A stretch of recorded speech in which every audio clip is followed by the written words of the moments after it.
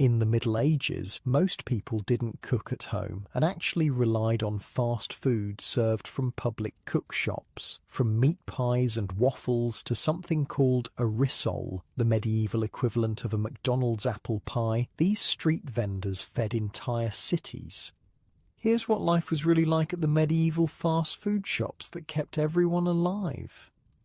So, yeah, if these stories work for you, subscribe. And I'm curious, what time is it where you are? Comment your location and time. Got comments from Seattle to Stockholm last time. The time zone thing never stops being weird to me. So here's the plan. We're going back to medieval Europe. But first things first. Get yourself comfortable. And I mean properly comfortable. This is going to be a good one. The smell hits you first. Your eyes aren't even open yet, but your nose is already working overtime. Warm bread, roasting meat, and something sweet, maybe honey, all mixing together in the cool morning air. You're lying on a thin straw mattress in a tiny room above a chandler's shop in medieval London, and your stomach is already growling loud enough to wake the dead. Most people think medieval folk all cooked at home over their own hearths, stirring big pots of pottage all day long. But that's complete bullshit. Where exactly am I supposed to cook? You mutter, glancing around your single rented room. There's not even a fireplace, let alone a kitchen. You're not alone. In the city of Colchester in 1301, records showed that only 3% of tax-paying households had any kind of kitchen. 3%. Imagine your entire neighborhood and only one house on the block has a kitchen.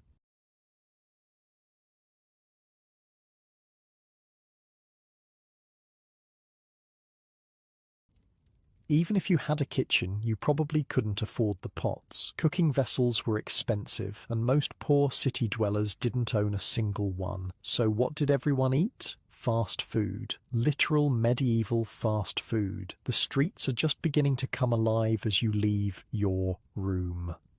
Dawn is breaking, and the cook shops are already firing up. This is London's version of McDonald's, Wendy's and Taco Bell all rolled into one, except with a lot more chance of food poisoning. Hot pies. Get your hot pies. A woman's voice carries through the narrow alley. She's standing in front of a small wooden structure that's barely more than a lean-to, but from it emerges the most incredible smell of meat and pastry. Her hands are blackened from the fire, her apron stained with grease, and she's holding what looks like a small hand-held pie. You want breakfast? She calls to you specifically, somehow picking you out from the small crowd already gathering. Penny pie, fresh made this morning. The term penny pie isn't just a cutesy name. It costs exactly 1 penny, which for most workers is about half a day's wages. Food is absurdly expensive in this time. Like, imagine spending 70% of your paycheck just to eat. That's normal here. You're about to reach for your coin purse when a fight breaks out nearby. "This meat is rotten," a man shouts, holding up what looks like a partially eaten pie. "I want my money back, you thieving witch." The cook, a burly man with forearms like small tree trunks, steps out from behind his counter. "The meat is perfectly good, you lying dog. You're just trying to get a free meal." The stakes of this argument are way higher than you'd think. In 1351, a man named Henry Petcher accused a cook named Henry de Passalove of selling him a putrid capon pie. The case went to court, where they actually produced the rotten pie as evidence. 8 other cooks were called in to inspect the pie. Think of it as the medieval version of the health department. "Careful," says a voice beside you. An old woman has appeared at your elbow. "See that wooden frame in the town square? That's the pillory. If that cook is found guilty of selling bad meat, he'll be locked in there for a day with the rotten food displayed in front of him." Wait, what? "Oh, yes," she continues, clearly enjoying your shocked expression. "But if the customer is lying about the meat being bad, then he goes to the pillory instead. So everyone has skin in the game, you see." This puts your complaints about getting the wrong order at Starbucks in perspective, doesn't it? You decide to play it safe and move on to another vendor. The street is filling up now, the narrow space crowded with people looking for breakfast. Cookshops line both sides of the street, some permanent structures, others just carts or tables set up for the day. White bread, fresh from the oven, calls a baker, his face flushed from the heat. Hot peas, hot mashed peas with garlic sauce, shouts another. Fine cheese from Champagne and Brie, cries a third. Unlike your neighbourhood strip mall with its all-purpose restaurants, medieval cookshops are highly specialised. One shop might sell only pork sausages, another just cheese and egg custards, a third nothing but mustard. What's that smell? You ask, pointing to a cart where a small crowd has gathered. That's Marjorie's waffle cart, says a passerby. Best in London if you've got a sweet tooth and a few coins to spare. You push your way through and see a woman pouring batter onto a metal grid held over hot coals. The waffles look different from the modern version, thinner, crispier, and cut into smaller pieces. She's wrapping them in cloths and handing them to eager customers. Wafers, waffles, and rissoles, she calls out. Sweet or savoury, take your pick. What's a rissole, you ask, the unfamiliar word catching your attention. Marjorie looks at you like you've asked what bread is. Where are you from then? A rissole is... She gestures to a basket of what look like half-moon-shaped pastries. These here are apple and fig made with saffron dough and fried in good clean oil. Not like Willem's down the way. He fries in old oil and his rissoles taste like lamp fuel. You hand over a penny, a significant chunk of your daily budget, and take a rissole. The outer pastry is golden and crisp, dusted with a bit of sugar. When you bite into it, the filling is a paste of ground apples, figs, and spices. It's shockingly good, like a medieval apple pie, but portable. This is amazing, you say with your mouth full. Course it is. I use saffron in the dough. Gives it that yellow colour. Not cheap, mind you, but people know quality. Saffron, you assumed, would be prohibitively expensive in medieval England, an exotic import from distant lands, but apparently it's grown widely in Spain, France, and even parts of England during this period. It's still expensive, but not as rare as you might have thought. A commotion further up the street catches your attention. A man in fine clothes, clearly wealthy, is shouting at his servants. We have guests arriving for midday and nothing prepared. Get to the river cookshops and buy what we need. 24 meat pasties, a roast goose, and whatever fish looks fresh. And hurry. This was another aspect of medieval fast food culture, when unexpected guests arrived at your home, which happened constantly in a time without phones or advance warning. You didn't panic about cooking for them. You just sent a servant to the nearest cookshop to buy ready-made food. William Fitzstephen, writing around 1170, praised London's riverside cookshops for exactly this purpose.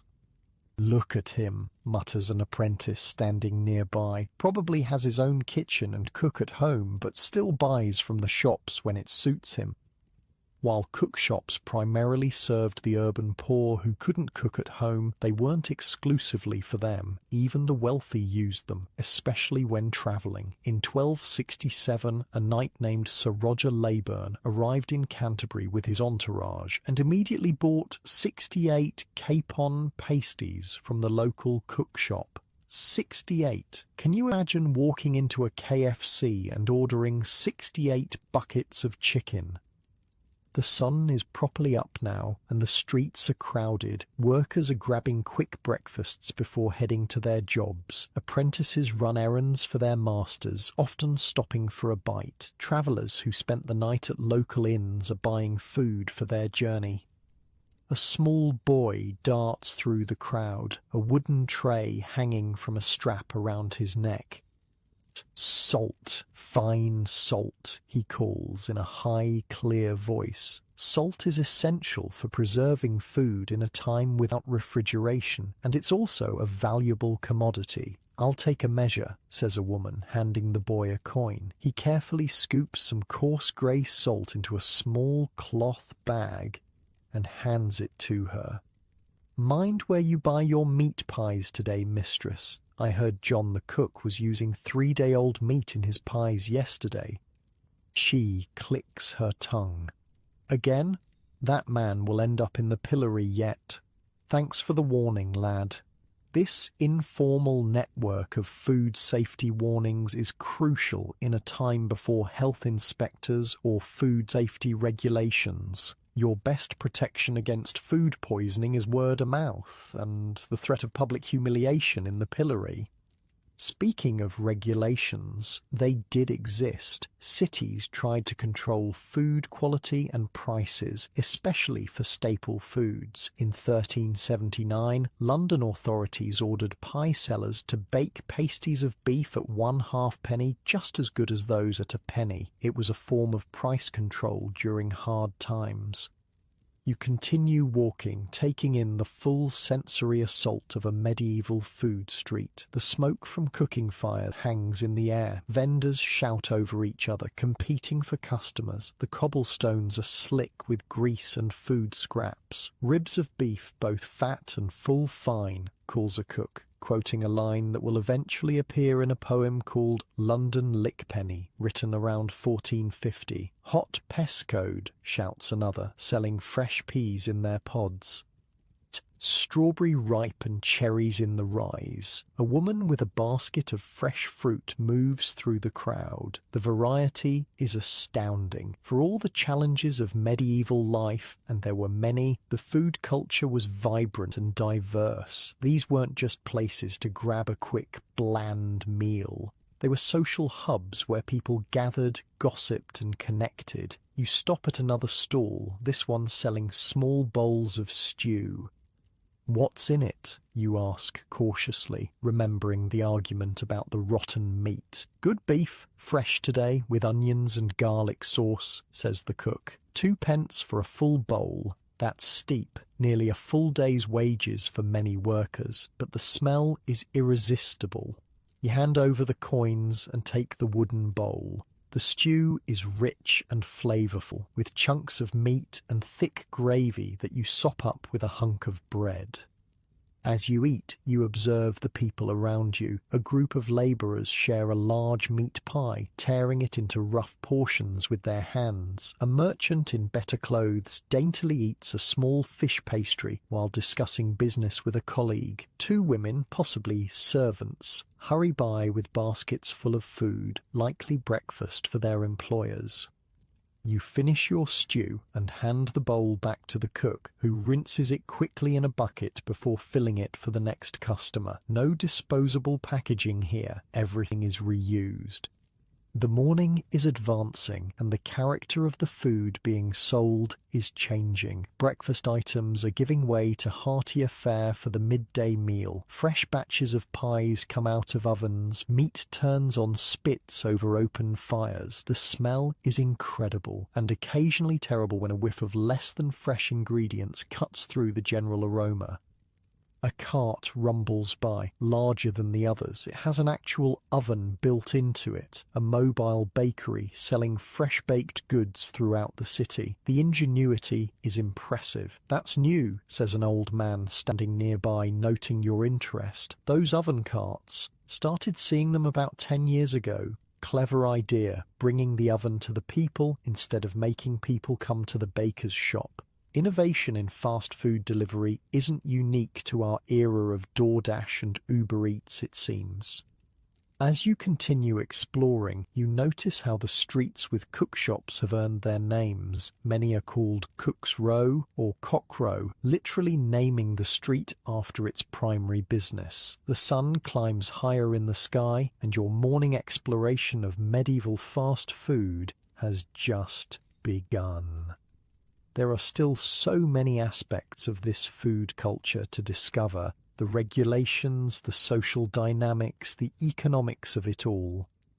You realize that this system, for all its flaws and health hazards, was an essential survival mechanism for medieval city dwellers. Without cookshops, urban life as it existed would have been impossible. These weren't just convenient options, they were necessary infrastructure that kept entire cities fed.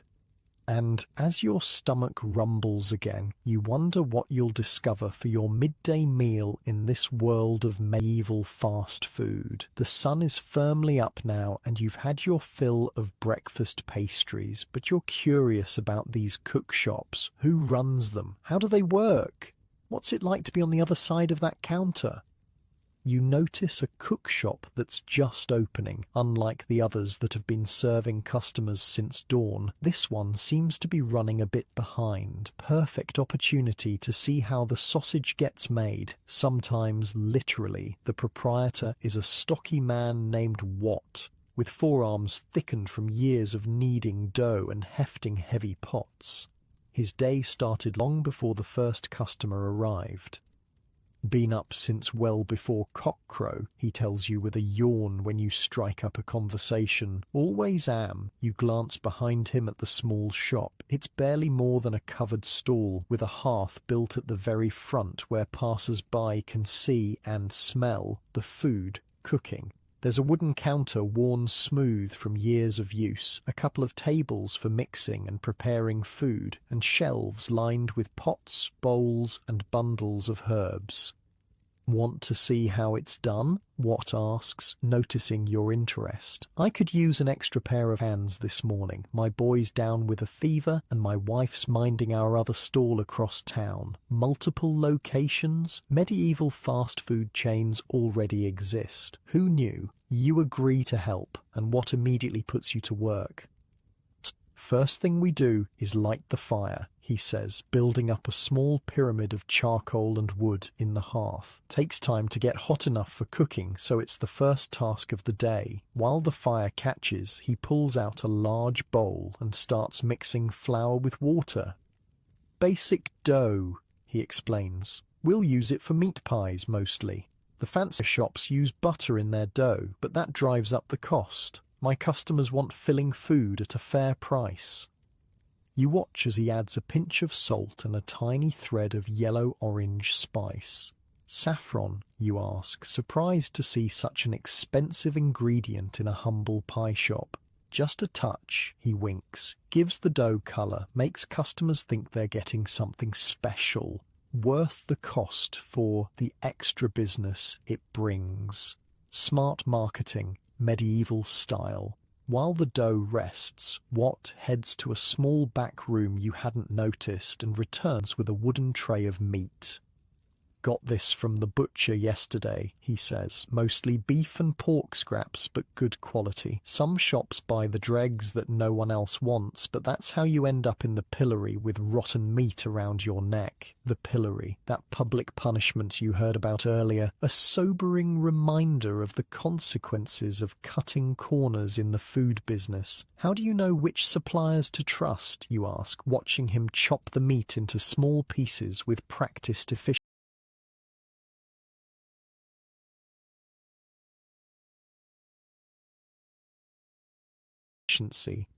Been in the business 20 years, he says. You learn who sells good product and who's trying to cheat you. There's a butcher on Eastcheap who waters down his blood pudding so much it's practically soup, and a baker on Bread Street who mixes ground peas into his flour when wheat prices go up. He leans in closer. The trick is to find honest suppliers and stick with them. I pay Thomas the butcher a bit extra, but I know his meat won't make my customers sick. Worth every penny. As the fire reaches the right temperature, Watt starts preparing his first batch of pies. His hands move with impressive speed, dividing the dough, rolling it out, adding filling and sealing each pie closed. Most important rule in the business, he says. Make sure people can tell what they're eating. Nothing worse than biting into what you think is beef and getting liver instead. He barks out a laugh. Well, except for biting into what you think is beef and getting 3-day-old beef instead. With the first batch of pies near the fire cooking, Watt moves on to preparing a large pot of pea soup. Simple fare, he says, but filling. Dried peas, onions, garlic, and a bit of salt pork for flavour. Sells out every day, especially in winter. You notice he has a system. While one thing cooks, he prepares the next. Nothing is wasted, not ingredients, not time, not space. It's a small operation running with remarkable efficiency. Been a cook all your life? You ask, helping him peel onions. His face clouds briefly. Born to it. My father was a cook before me, and his father before him. Started as his helper when I was barely tall enough to see over the counter. Took over the shop when he lost 3 fingers to a butcher's cleaver. Ouch. Occupational hazard. The guild wasn't happy about me taking over so young. I was only 15, but they made an exception since I'd been trained properly.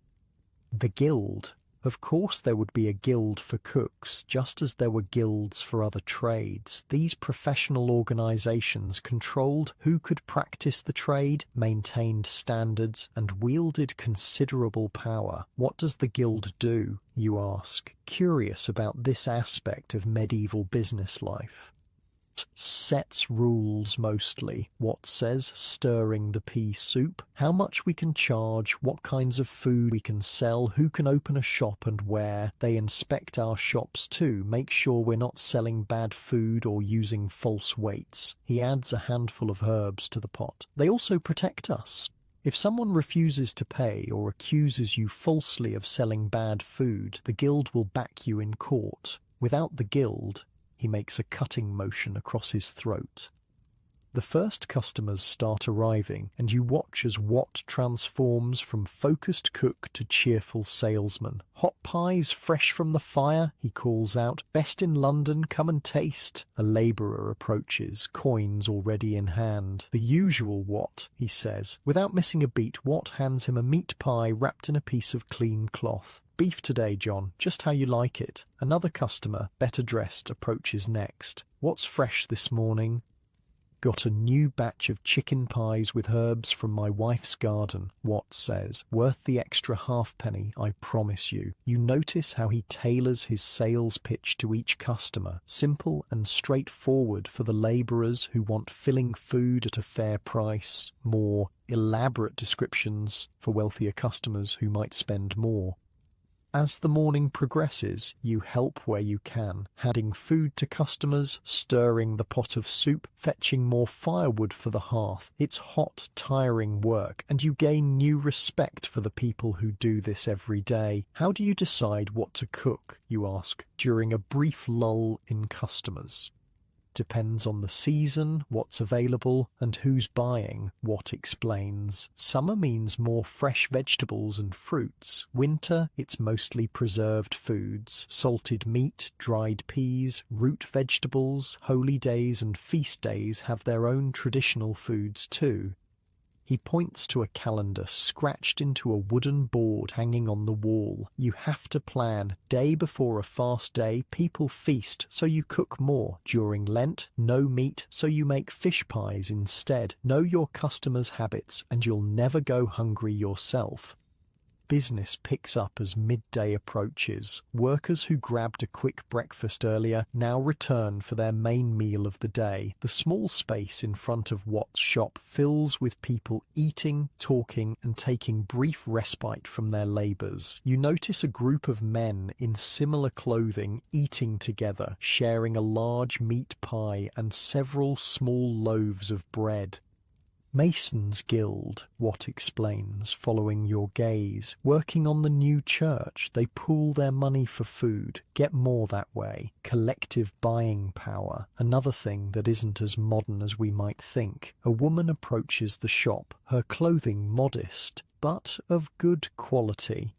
She speaks quietly to Watt, who nods and begins gathering various foods. Several meat pies, a container of soup, some bread, and a small sweet pastry.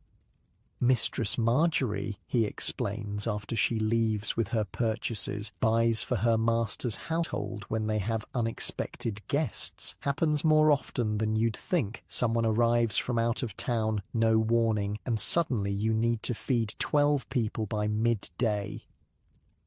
This was a common use for cookshops among the wealthier households. Even those with their own kitchens and cooks would turn to the cookshops when entertaining unexpected visitors or hosting large gatherings.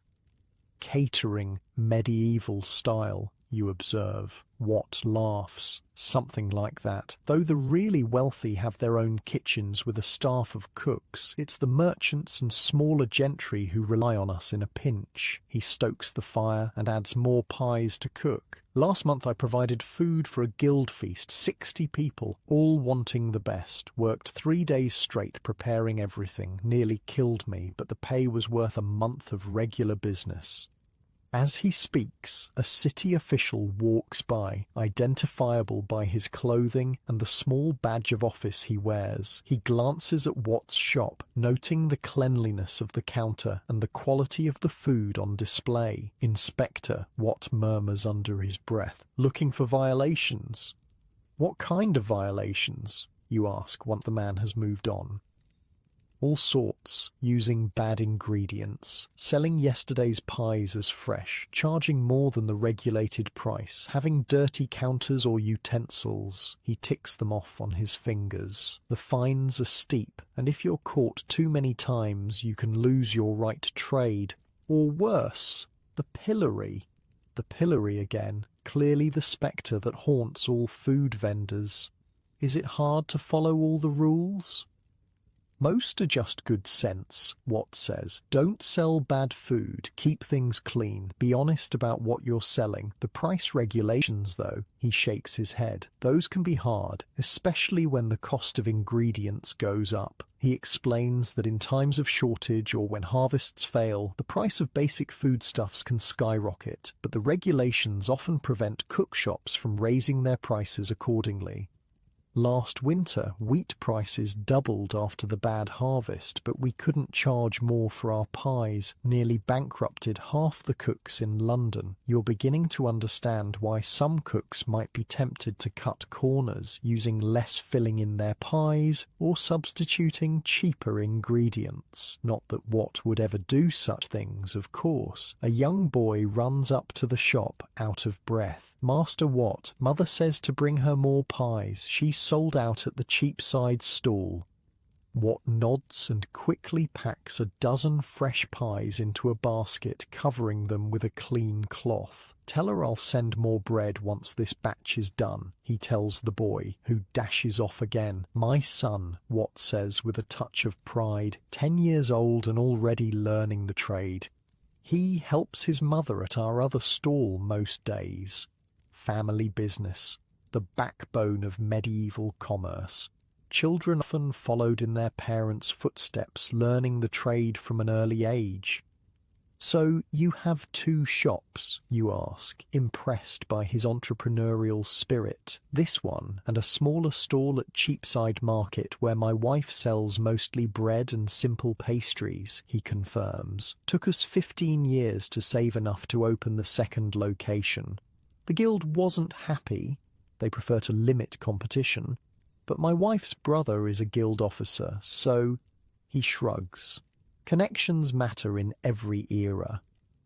The midday rush is in full swing now. Watt moves with practiced efficiency, serving customers, cooking food and managing his small but thriving business. You help where you can, marvelling at the skillful dance of it all. How do you know how much to make each day, you ask, noticing that he seems to have just enough of everything without much waste. Experience, he says simply. You learn to read the signs, weather, day of the week, which trades are busy if there's a fair or market day. Rainy days mean fewer customers, but they buy more to take home. Sunny days, more customers, but smaller purchases. He points to a tray of small pastries. Those will sell out by mid-afternoon. Sweet treats for apprentices spending their few coins. The soup will last till evening. Labourers want something hot at day's end, especially in colder months.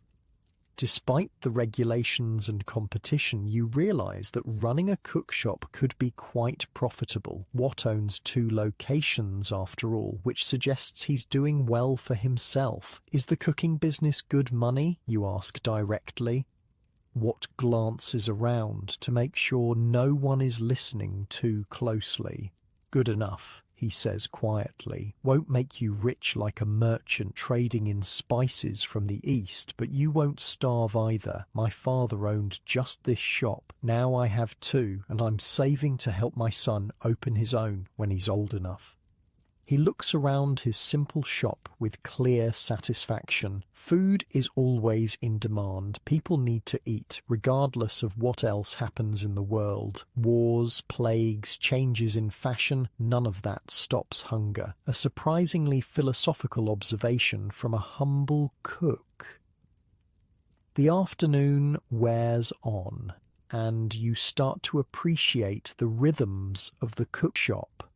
The busy periods, early morning, midday, and evening, punctuated by quieter times when Watt catches up on preparation for the next rush.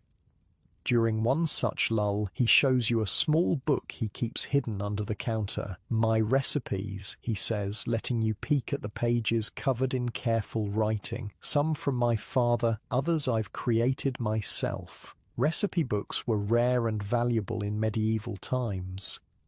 Cooking was largely learned by apprenticeship and practice rather than written instructions. Having a collection of tested recipes was a significant advantage. This one, he says, pointing to a page, is for a rissole with dried cherries and almond paste. Sells for 3 times what a meat pie does, but only to the wealthy. And this, he turns the page, is my father's sauce recipe. 30 years he made this sauce, and people would come from across London just for it. You notice that some of the pages have small locks of hair or bits of cloth attached to them. What sees your confusion? Memory aids, he explains. This one, he touches a small piece of red cloth, reminds me that the spice merchant with the red cap sells the best cinnamon, and this, he points to what looks like a strand of wool, reminds me to use lamb kidney, not pig, in this particular pie. Clever system for a time when not everyone could read well. As evening approaches, Watt prepares for the final rush of the day. Workers heading home, looking for something to take back for their families. The offerings change slightly. More complete meals, larger portions, foods that will travel well. Last meal of the day is often the most important, Watt explains. People want something substantial, especially if they haven't eaten much since midday. You help him prepare a batch of what he calls family pies, larger than the individual portions, designed to feed 3 to 4 people. They contain a hearty mixture of meat, vegetables, and gravy encased in a thick crust. Poor man's pot roast, Watt says. All the flavour, none of the work, and no need for your own cooking fire. As he works, you notice that his hands are covered in small burns and scars, the badges of his profession. Cooking over an open flame day after day takes its toll on the body. Ever regret becoming a cook, you ask? He considers the question seriously. Some days, when my back aches and my hands burn and some drunk accuses me of cheating him, yes, on those days I wonder what life might have been as a cobbler or a tailor. He smiles. But then I see someone enjoy my food, close their eyes with that first bite of a hot pie on a cold day. No, I don't regret it. The evening customers begin to arrive, and Watt returns to his role as cook and salesman. You continue to help, now familiar enough with the routine to work without constant direction. A woman approaches, her clothes marking her as a servant in a wealthy household. Master Watt, my mistress is hosting guests tomorrow and needs 3 meat pies, 2 fish pies, and a large rissole with apples and figs. She hands over a small deposit. To be ready by midday. Watt nods, making note of the order in a small tally book. Tell your mistress it will be ready. The fish pies. Does she prefer eel or cod? Cod, if you have it. The master doesn't care for eel. Cod it shall be then. What confirms? And will she want sauce as well? The woman hesitates. What do you recommend? For cod pie, garlic sauce complements it well. I can provide a small jar for an extra penny. Add it to the order then, the woman decides, and departs with a small bow. Catering orders are good business, Watt tells you after she leaves. Reliable income, and if you please the wealthy households, they recommend you to others. The evening progresses, and finally, as the light fades, business begins to slow. Watt sells the last of the day's food at reduced prices. Better to make some profit than waste it. Nothing goes to waste, he explains. What doesn't sell by dusk, we either eat ourselves, sell at a discount, or in the worst case, feed to the pigs. A man in ragged clothing approaches the shop hesitantly. Watt nods to him and wraps the last 2 meat pies in a cloth, handing them over. The man mumbles thanks and slips away. No money exchanged, you observe. My cousin, Watt says simply, lost his hand in a mill accident last year. Can't work. His children would go hungry otherwise. Even in the cutthroat world of medieval commerce, family obligations run deep. As Watt begins cleaning up for the day, banking the fire and scrubbing the counters, you reflect on what you've learned about the life of a medieval cookshop owner. It's a life of hard work, early mornings and constant vigilance, but also one of pride in craft, community connection, and providing an essential service. Same again tomorrow, you ask? Watt laughs. And the day after, and the day after that. Rain or shine, feast day or fast day, people always need to eat. He finishes cleaning, pulls a small shutter across the front of his shop, securing it with a heavy lock. Get some rest, he advises. Dawn comes early in this trade. Dawn arrives with a chill. You've spent the night in your tiny rented room, listening to the scurrying of mice in the walls and the snores of the family in the room next door. Today you want to understand how the poorest of London's residents survive in this world of medieval fast food. You head to one of the poorer districts where the buildings lean precariously over narrow, filthy streets. Here, the houses are divided into multiple tiny rooms, each housing an entire family or several single labourers. Privacy is a luxury few can afford. The first thing you notice is the absence of chimneys on most buildings. No chimneys means no hearths, which means no way to cook. Where do you cook your meals? You ask a woman carrying a basket of rough linen, a laundress heading to work. She looks at you like you've asked where she docks her private yacht. Cook? In there? She jerks her thumb toward the crumbling tenement behind her. 6 families sharing 2 rooms on our floor. One man tried to cook inside last winter, nearly burned the whole place down. We all eat from the cookshops or starve. This isn't an exaggeration. Records from the city of Colchester in 1301 showed that only 3% of tax-paying households had any kind of kitchen. For the urban poor, home cooking simply wasn't an option. But what about cooking pots? Surely some people have those, you ask. A pot costs more than I make in a month, she says, shifting her heavy basket. And where would I use it? On the street? The landlord would have me thrown out for trying to light a fire in my room.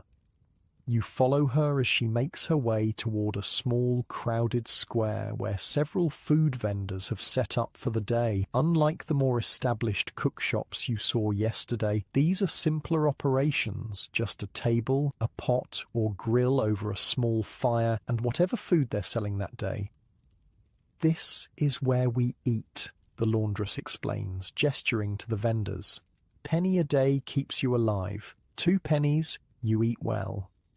A penny a day for food doesn't sound like much, but it's a significant chunk of the average worker's wages. Most labourers in medieval London earned between 2 and 3 pennies a day. That means they're spending 30 to 50% of their income just on basic sustenance. The laundress approaches a vendor selling what looks like a thin gruel from a large pot. "The usual, Edith," she says, handing over a small coin.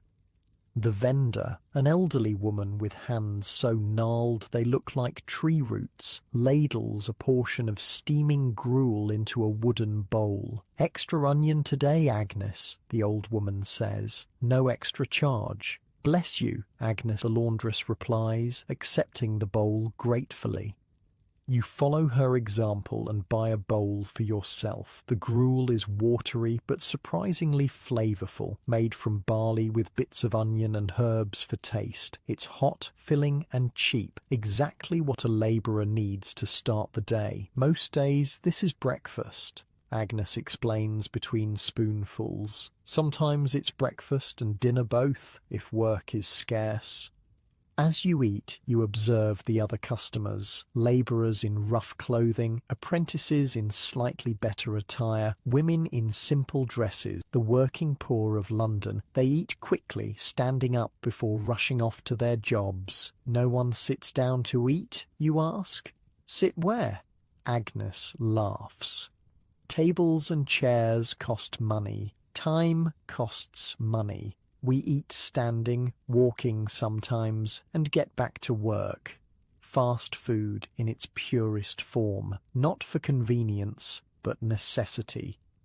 A commotion draws your attention to the end of the square. A man in an official-looking tunic is arguing with a food vendor. "What's happening?" you ask Agnes. "Price inspector," she says grimly, making sure no one's charging more than the regulated amount. Baker there probably tried to shrink his loaves without dropping the price. Is that common? She snorts. When grain prices go up, everyone tries to make ends meet somehow. Bakers make smaller loaves. Cook shops put less meat in the pies. We all do what we must to survive. The inspector confiscates several loaves of bread and marks something in a small book. The baker looks distressed, but doesn't protest too loudly. The consequences could be much worse than losing a few loaves. What happens to him now, you ask? First offence? A fine, probably. Third offence? The pillory. Agnes shivers slightly. Saw a baker in the pillory once. People threw rotten vegetables, stones even. Broke his nose, knocked out teeth. He never baked again. Couldn't use his hands properly after. The brutality of medieval justice makes you wince. Yet there's a certain harsh logic to it. In a world without refrigeration or food safety regulations, selling substandard food could literally kill people. Agnes finishes her gruel and hands the bowl back to Edith. "Same time tomorrow," she says, and hurries off to work. You continue exploring the square, examining the various food options available to the poor. One vendor sells thin pancakes cooked on a flat stone over a fire. Another offers small cups of ale, watery but safer than most water sources in the city. A third has a selection of penny pies, much smaller and with less filling than the ones you saw in the wealthier areas, but still hot and nourishing. A man catches your eye. He's watching the food vendors with obvious hunger, but his clothing is ragged and he seems hesitant to approach. You realise he might not even have a penny for the cheapest food available. What happens to those who can't afford even this? You ask a nearby apprentice who's wolfing down a small meat pie. He follows your gaze to the ragged man. Church alms, begging, theft, he says matter-of-factly. Hospitals feed some. Most parishes have a bread dole once a week. Not enough, but something. As if on cue, church bells begin to ring from a nearby parish church. The ragged man's head jerks up and he hurries toward the sound, along with several other desperately poor individuals. Wednesday bread dole. the apprentice explains. They give a small loaf to anyone in the parish who needs it. Been that way since my grandfather's time. You follow the small crowd to the church, curious to see this medieval welfare system in action. At the church gate, a priest and 2 assistants are handing out small loaves of dark bread to a line of people, mostly elderly, disabled, or women with small children. The ragged man joins the line, head bowed. The truly destitute rely on charity, explains an older woman standing near you, noticing your interest. Cook shops are for those with at least some coins to spend. And if charity isn't enough, you ask? Her expression darkens. People starve, not as much in good years, but when harvests fail, she trails off, then adds, winter of 1315, after the rains ruined the crops, they say 1 in 10 in London died before spring. The poor first, always the poor first. The harsh reality of medieval survival hits you. The cookshops provide an essential service, but they're still businesses. If you can't pay, you don't eat. You return to the square where the morning food vendors are starting to pack up as midday approaches. New vendors arrive, setting up for the main meal of the day. The offerings are slightly heartier, more substantial pies, a thick pottage with floating bits of vegetables and occasional meat, bread with drippings. An older man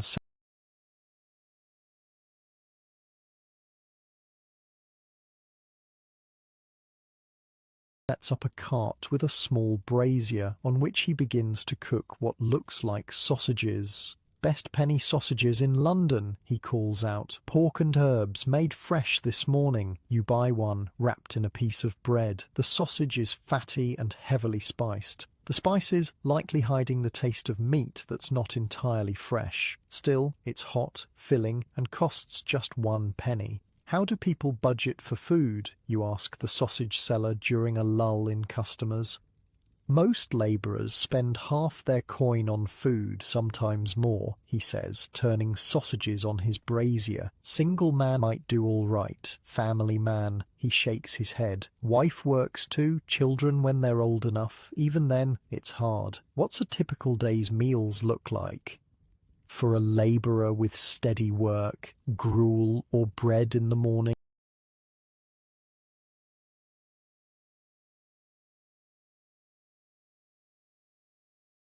Bread and ale midday, maybe with cheese or an onion if they're flush. Evening, a penny pie or pottage to share with the family. He pokes at his sausages. Bad week, maybe just bread all day or even nothing in the morning, and so. As you eat your sausage, you notice a group of men in similar clothing pooling their coins to buy food together. They purchase a larger pie and several loaves, then divide everything between them. Masons, the sausage seller explains, working on the new church tower, buy together, save a bit that way, smart lads. Collective purchasing, a medieval survival strategy. By pooling resources, workers can buy in slightly larger quantities and get better value. You see other examples of this around the square. 2 women sharing a bowl of pottage, a family dividing a single large pie, apprentices from the same workshop eating communally from a shared pot. "Hey, you there," calls a voice. You turn to see a harried-looking woman gesturing to you. "You're new here, looking for work?" "Perhaps," you say, curious. "My husband runs the tannery over on Leather Lane. Always needs strong backs to haul hides." She looks you up and down.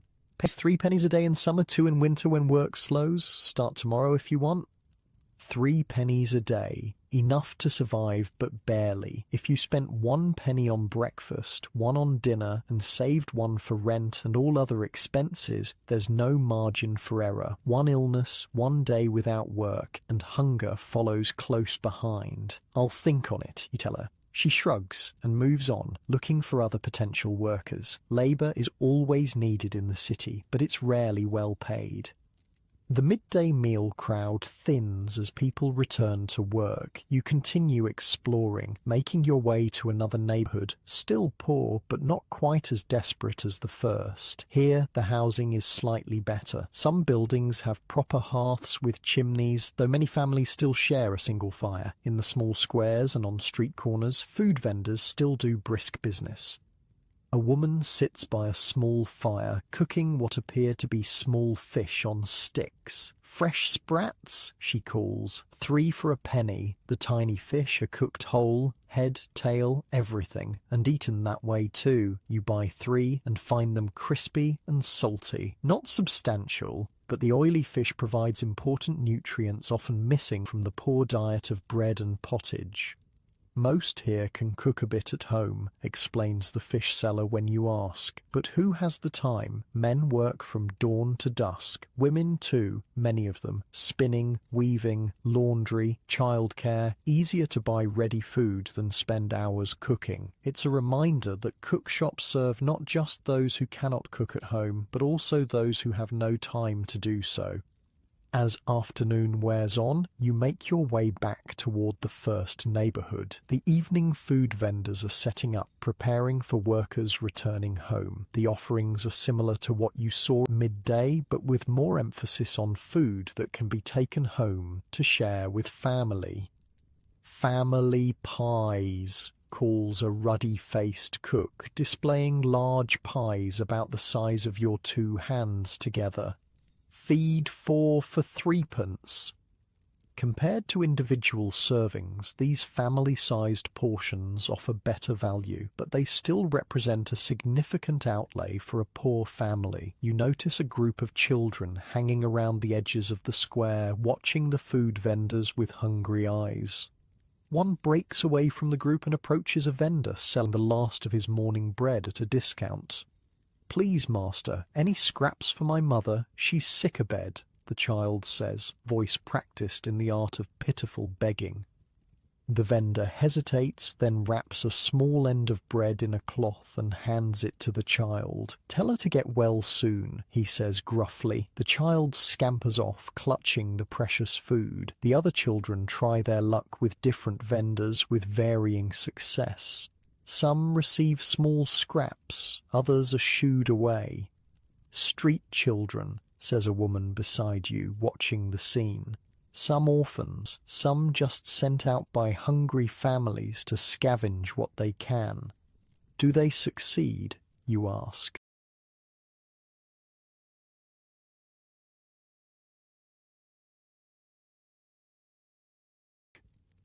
"Often enough to keep trying," she says. Most vendors have some soft spot, especially at day's end when food would go to waste otherwise. Rather give it to a hungry child than throw it to the pigs. Evening settles over the city, and the working poor of London make their way home, many stopping to purchase their final meal of the day. You watch a labourer counting out pennies carefully before buying a family pie and a small loaf of bread. Likely all his family will eat that evening. Near the edge of the square, you notice something you hadn't seen earlier, a large pot sitting over a communal fire. Several women are adding ingredients to the pot, while others stir it occasionally. "What's happening there?" you ask a passing man. "Community pot," he explains. "Each family contributes what they can, an onion, a turnip, a bone with some meat still on it, better than what any could make alone." You move closer to observe this cooperative cooking arrangement, unlike the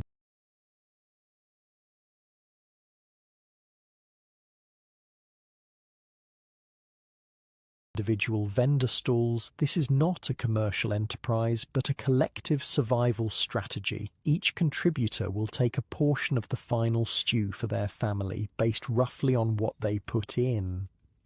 A grey-haired woman seems to be supervising the cooking, occasionally tasting the broth and adding pinches of salt or dried herbs from a small pouch.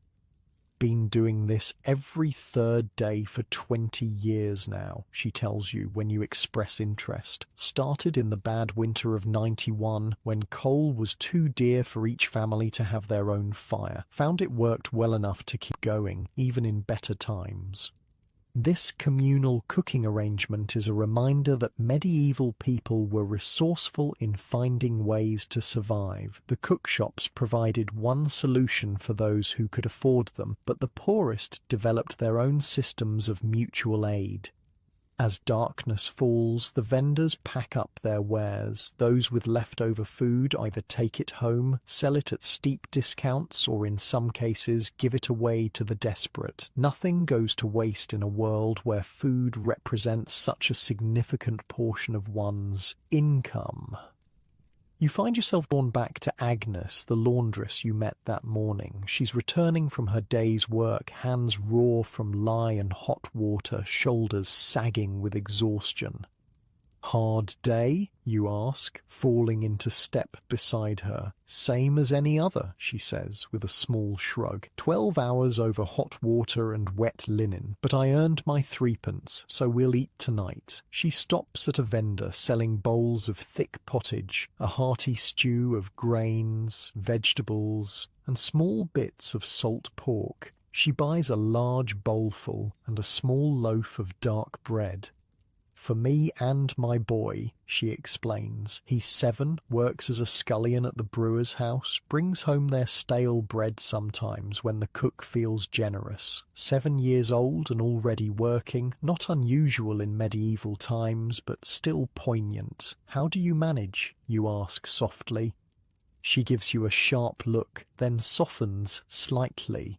"One day at a time. Work when there's work. Help neighbours when we can. Accept help when we must. Fast when there's nothing to eat and pray the next day brings work." Her matter-of-fact description of precarious survival is humbling. For her, the cookshops aren't a convenience or a novelty. They're a lifeline, the system that makes urban survival possible. "In my mother's village, everyone had a garden plot, kept chickens maybe," she continues. "Here in London, no space for growing food, no place to keep animals, so we work for coin and buy what we need." You walk with her to the tenement building where she lives. From outside, you can see that it's divided into many tiny rooms, each housing an entire family. No chimneys, no kitchens, no space for cooking. Just a place to sleep and shelter from the weather. "This is me," she says, stopping at a narrow doorway. "God give you good night." As she disappears inside, carefully balancing her precious purchases, you reflect on what you've learned about the role of cookshops in the lives of the urban poor. For wealthy merchants and nobles, the public cookshops were a convenience, a way to feed unexpected guests or enjoy a variety of foods without the trouble of preparation. For travellers, they were a necessary service when away from home. But for the urban poor, the labourers, servants, apprentices and their families, the cookshops were essential infrastructure, as vital as the city walls or water conduits. Without this system of ready-made food, urban life as it existed would have been impossible. The dense population of medieval London could not have survived if each family needed space for cooking fires and storage of fuel and ingredients. The penny pie, humble as it was, represented a medieval solution to urban food insecurity, imperfect, vulnerable to corruption and quality issues, but functional enough to sustain a complex urban society.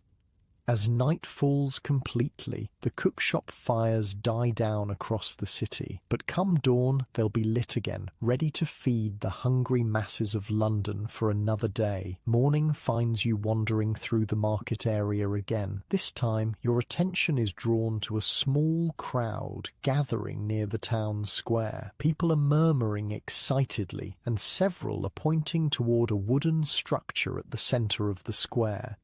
"What's happening?" you ask a young boy who seems to be bouncing with excitement. "Cook's going in the pillory," he explains, eyes wide. "Sold a bad pie to Master Fletcher yesterday. They say it nearly killed him." Ah, the pillory, that dreaded punishment you've heard mentioned repeatedly since arriving. Now you'll get to see it in action. The crowd parts as two guards lead a disheveled man toward the wooden frame. It's a simple but effective device, a hinged wooden board with holes for the head and hands. Once locked in place, the offender is stuck there, unable to move, completely at the mercy of public ridicule and abuse. "That's Hugh the cook," whispers a woman near you. "Had a shop on Bread Street for 15 years, never thought he'd be one to sell bad meat." The guards secure the cook in the pillory.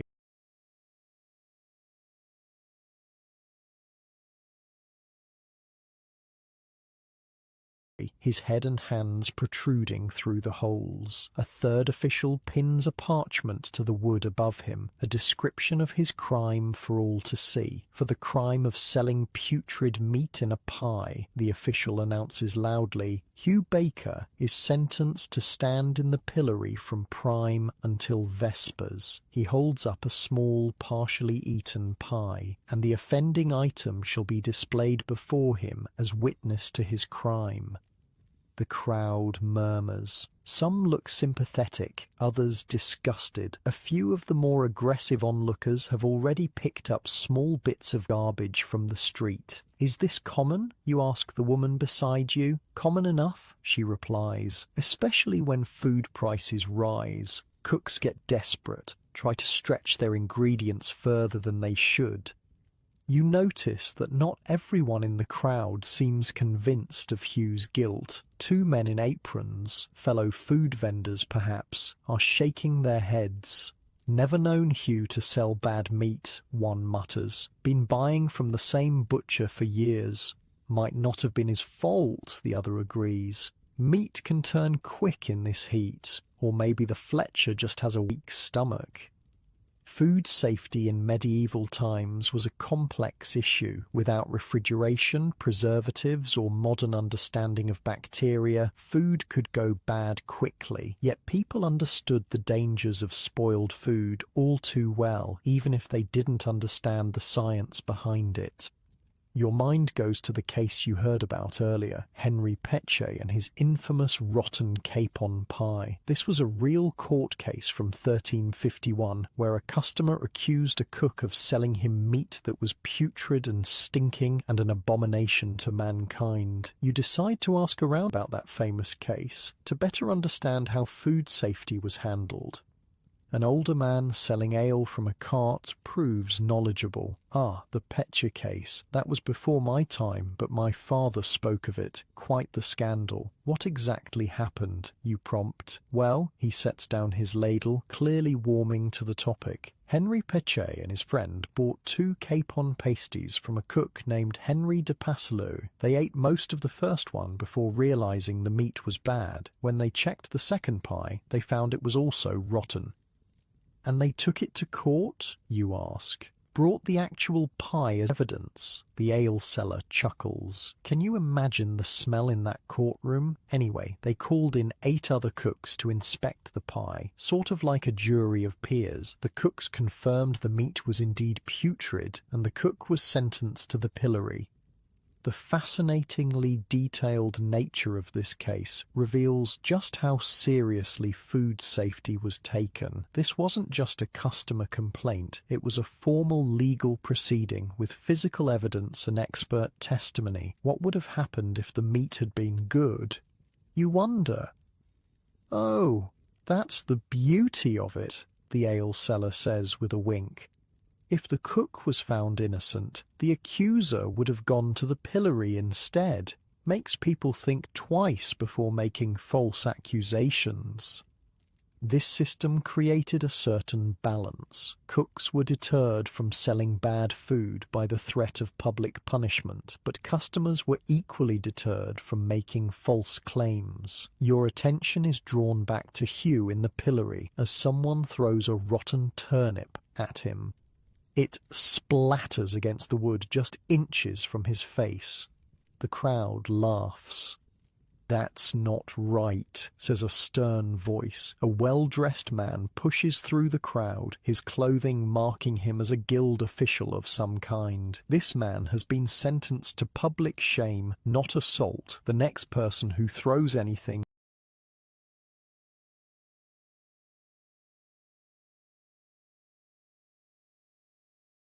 will answer to the watch. The crowd quiets somewhat under his authoritative glare. The guild official approaches Hugh and speaks to him briefly, too quietly for you to hear.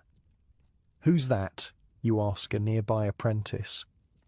"Master Thorn, head of the Cook's Guild," the boy explains. He takes food quality very seriously, inspects cook shops himself sometimes. The guilds, those professional organizations that controlled various trades, played a crucial role in maintaining standards.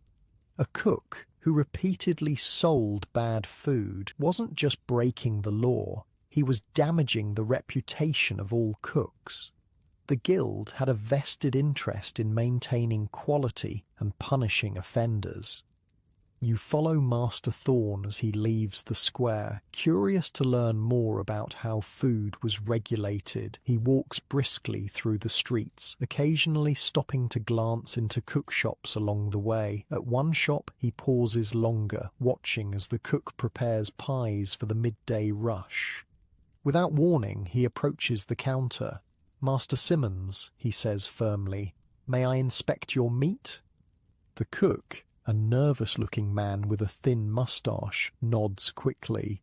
"Of course, Master Thorn. Just got it fresh from the butcher this morning." Thorn examines the meat carefully, prodding it with a finger and even sniffing it. He nods, apparently satisfied. "And your bread?" he asks. The cook gestures to a stack of small loaves. Thorn breaks one open, checking the texture and sniffing again. "All seems in order," he says finally. "Carry on." As he leaves, you fall into step beside him, introducing yourself as a visitor interested in the city's food system. "Fascinating work you do," you comment. "Do you inspect all the cook shops regularly?" He gives you an appraising look. "The guild appoints inspectors for each district. We check weights, quality, and cleanliness, more often when there are complaints." "What are the most common violations?" "Reheating old food is the worst offence," he says firmly. "Some cooks take yesterday's unsold pies, warm them up and try to sell them as fresh. Dangerous practice. Food that sits too long can sicken or kill." This matches what you've learned about medieval food regulations. There were specific ordinances against selling reheated food, which was seen as a deceptive practice that masked potentially spoiled ingredients. "Then there's false advertising," Thorn continues, "claiming a pie is venison when it's really beef or pork, stretching expensive ingredients with cheaper ones, using less filling than is proper. How do you prove such things? Cut open the pies," he says simply. "Count the pieces of meat. Check the colour and smell. An experienced inspector can tell beef from venison at a glance." As you walk, he points out various cook shops, commenting on their reputation for quality or lack thereof. William there uses good meat, but skimps on portion size. Thomas at the corner uses too much salt to mask mediocre ingredients. The widow Ellen makes the finest fish pies in London, absolutely trustworthy. "What about prices?" you ask, remembering the regulations you've heard mentioned. "Strictly controlled," Thorn confirms. "The city sets maximum prices for staple foods. During the last famine, bakers were ordered to make half-penny loaves just as good as penny loaves, cutting their profit but ensuring people could eat." "That seems hard on the bakers," he shrugs. "Better than a hungry mob burning their shops. Bread riots have toppled stronger men than our aldermen." Your conversation is interrupted by a commotion up ahead. A city official is arguing with a cook over a basket of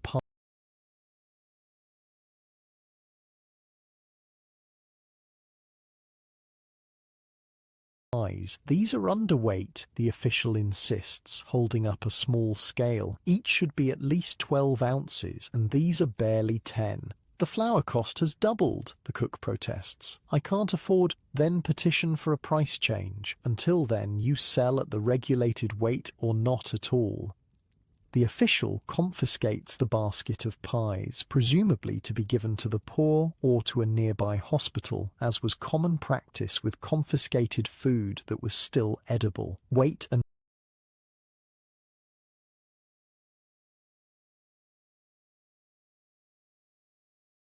measure inspections, Thorne explains, separate from our quality checks.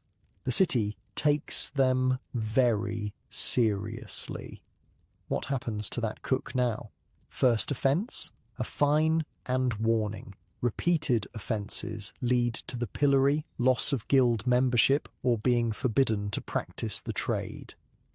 Medieval regulation was surprisingly comprehensive, you're learning. Without modern technology for ensuring food safety, they relied on strict rules, regular inspections, and harsh public punishments for violators. As midday approaches, you thank Thorne for his insights and continue your exploration. The smell of cooking food fills the air as the city's residents seek their main meal of the day. You pass by a cook shop with a notably clean counter and well-dressed customers. The pies here look particularly appetizing, with golden crusts and generous size. Why is this shop so much nicer than others? You ask a customer waiting in line. Master Walter was cook to the old Earl before opening this shop. The man explains, knows his business, costs a penny more, but his meat is always fresh. Never heard of anyone getting sick from his pies. Reputation was currency in the medieval food business. A cook known for quality could charge premium prices and attract wealthy customers. Conversely, a cook with a bad reputation might find himself out of business, or worse, in the pillory. Further down the street, you notice a woman selling sauce from earthenware pots. Garlic sauce for your meat, she calls. Green sauce for your fish. Best in London, made fresh this morning. Sauces were an important part of medieval cuisine, often sold separately from the main dishes. They could add flavour to simple foods, but they also served another purpose, disguising the taste of meat that wasn't quite fresh. You buy a small portion of garlic sauce and continue on, soon finding yourself back near the pillory. Hugh the cook is still there, looking miserable in the midday sun. The crowd has mostly dispersed, though a few people still linger to point and comment. An official stands nearby, ensuring no one abuses the prisoner too severely. The partial pie that was evidence of his crime sits on a small shelf in front of him, now attracting flies in the heat. Seems a harsh punishment for one bad pie, you comment to the official. He gives you a stern look. One bad pie can kill a man. Besides, the court determined it wasn't an accident. He knew the meat was turning and sold it anyway. How could they prove that? His own assistant testified, said Hugh had complained about the meat smelling off that morning, but used it anyway because he couldn't afford to throw it out. The official shakes his head. Bad business all around. This highlights another aspect of medieval food regulation, the reliance on testimony from those involved in the food preparation process. Assistants, apprentices, and even family members might be questioned about a cook's practices. You continue your walk, stopping at another cook shop for a midday meal. This one specializes in fish with several varieties on display. Which is freshest, you ask the cook, now wary after all you've learned. The cod came in this morning, he says, pointing to a pile of white fish pieces. The herring was yesterday, but it's salted, so keeps well. You choose the cod and watch as he wraps it in a thin pastry and places it near the fire to cook. While waiting, you ask him about food safety from his perspective. It's a constant worry, he admits. Fish turns quickly, especially in summer. I have to judge carefully how much to buy each day. Too much means waste or risk selling old fish. Too little means turning away customers. What do you do with leftovers? Feed my family if it's still good. Sell at a discount late in the day. After that, it either goes to the pigs or gets buried. He hands you the finished pie wrapped in a piece of clean cloth. No cook with sense tries to sell bad fish. Word spreads too quickly and then you're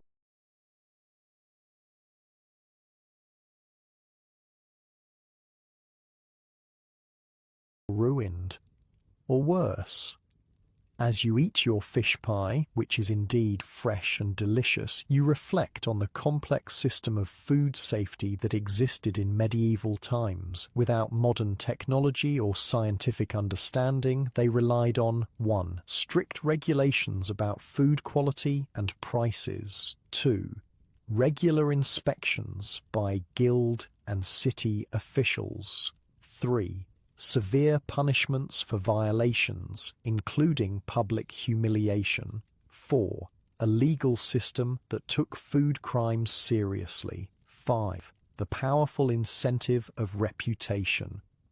It wasn't perfect. People still got sick from food and unscrupulous vendors still found ways to cheat, but it was remarkably effective given the limitations of the era. Your meal finished, you continue exploring the city. Near the river, you come across a covered market where several butchers have their stalls. The smell of fresh blood and raw meat is strong, flies buzz everywhere, and the butchers work with practiced efficiency, breaking down carcasses and serving customers. "Looking for something specific?" asks a butcher, noticing your interest. "Just observing," you say. "How do cook shops know which butchers to trust?" He laughs. "They know. Word gets around. Butchers like me who sell fresh meat at a fair price get the steady business. Those who try to pass off old meat or short weight don't last long." "Do you work with particular cook shops regularly?" "Got 6 shops that buy from me every morning," he says with pride. "Been serving them for years. They know what to expect, and I know what they need." These established relationships were another safeguard in the food system. Cooks who found reliable suppliers stuck with them, creating mutual accountability. As afternoon begins to fade toward evening, you make your way back toward the center of town. The cook shops are preparing for the evening rush, when workers will buy food to take home to their families. You pass Hugh again, still in the pillory, but looking even more dejected than before. His ordeal is nearly over. Vespers bells will soon ring, signaling the end of his public punishment, but the damage to his reputation may be permanent.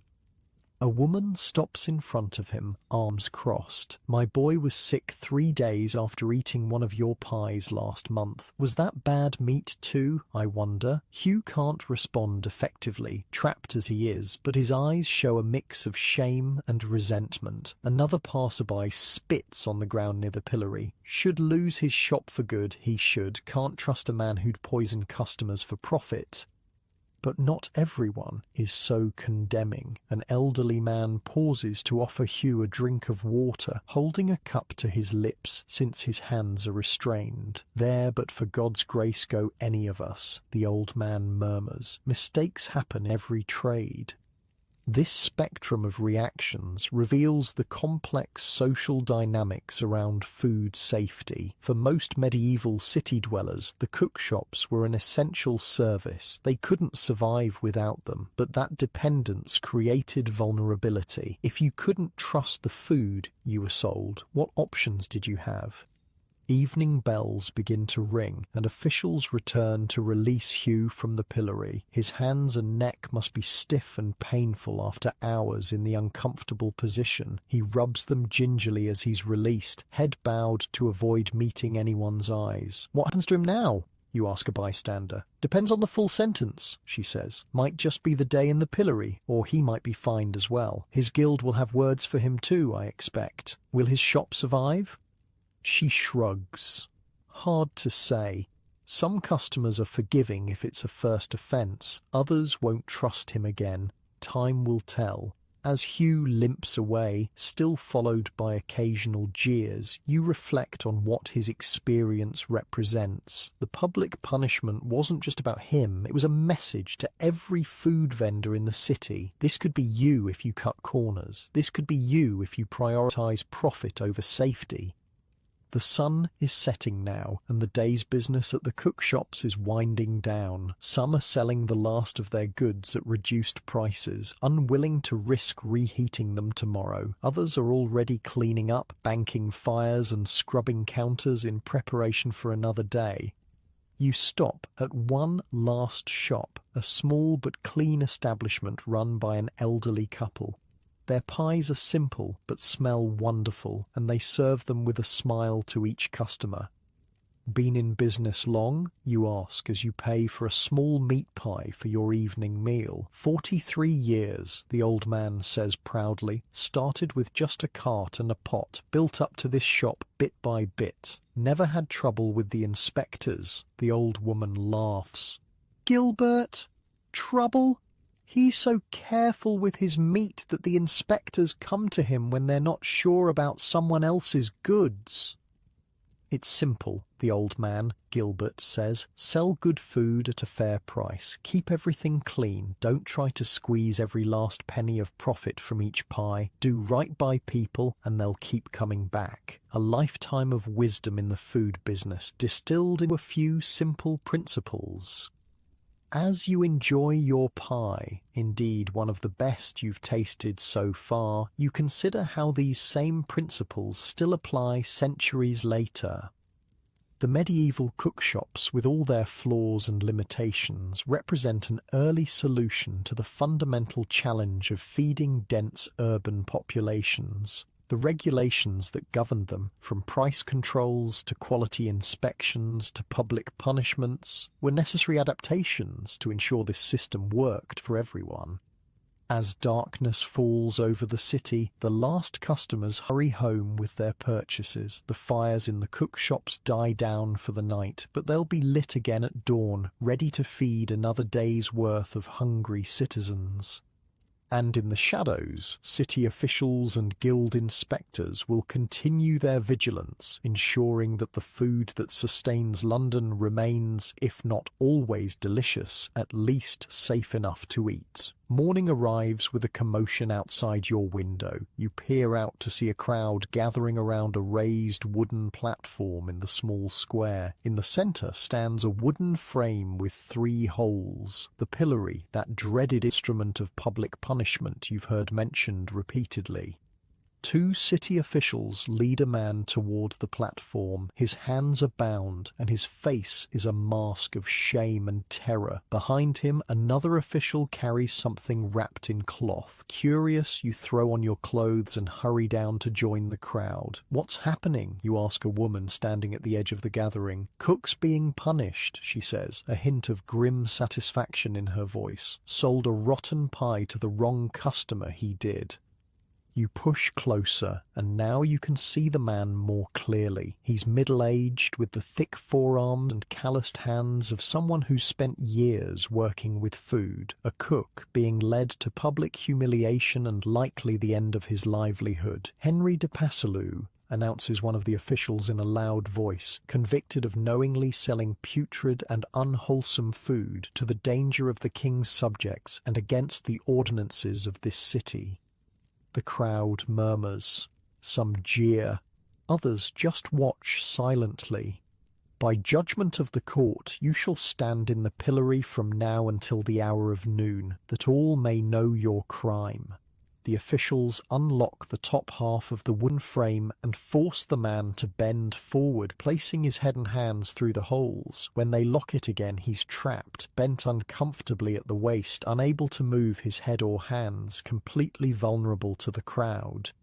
Then comes the final humiliation. The official unwraps the cloth he's been carrying to reveal a partially eaten pie. Even from a distance you can see that something is wrong with it. The crust has a greenish tinge, and the smell that wafts over makes several nearby spectators gag and step back.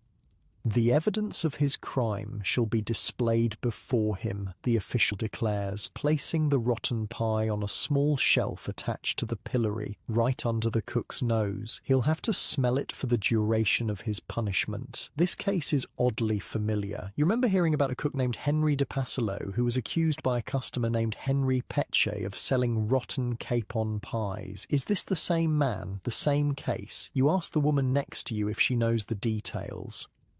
Oh yes, she nods eagerly, clearly relishing the gossip. Henry Peche and his friends bought 2 capon pies from this cook, ate almost all of the first one before realizing the meat was bad, opened the second and found it just as rotten, took it straight to the courts as evidence. It is the same case. You're witnessing a real historical event documented in London's court records from 1351. How did they prove the pie was bad, you ask?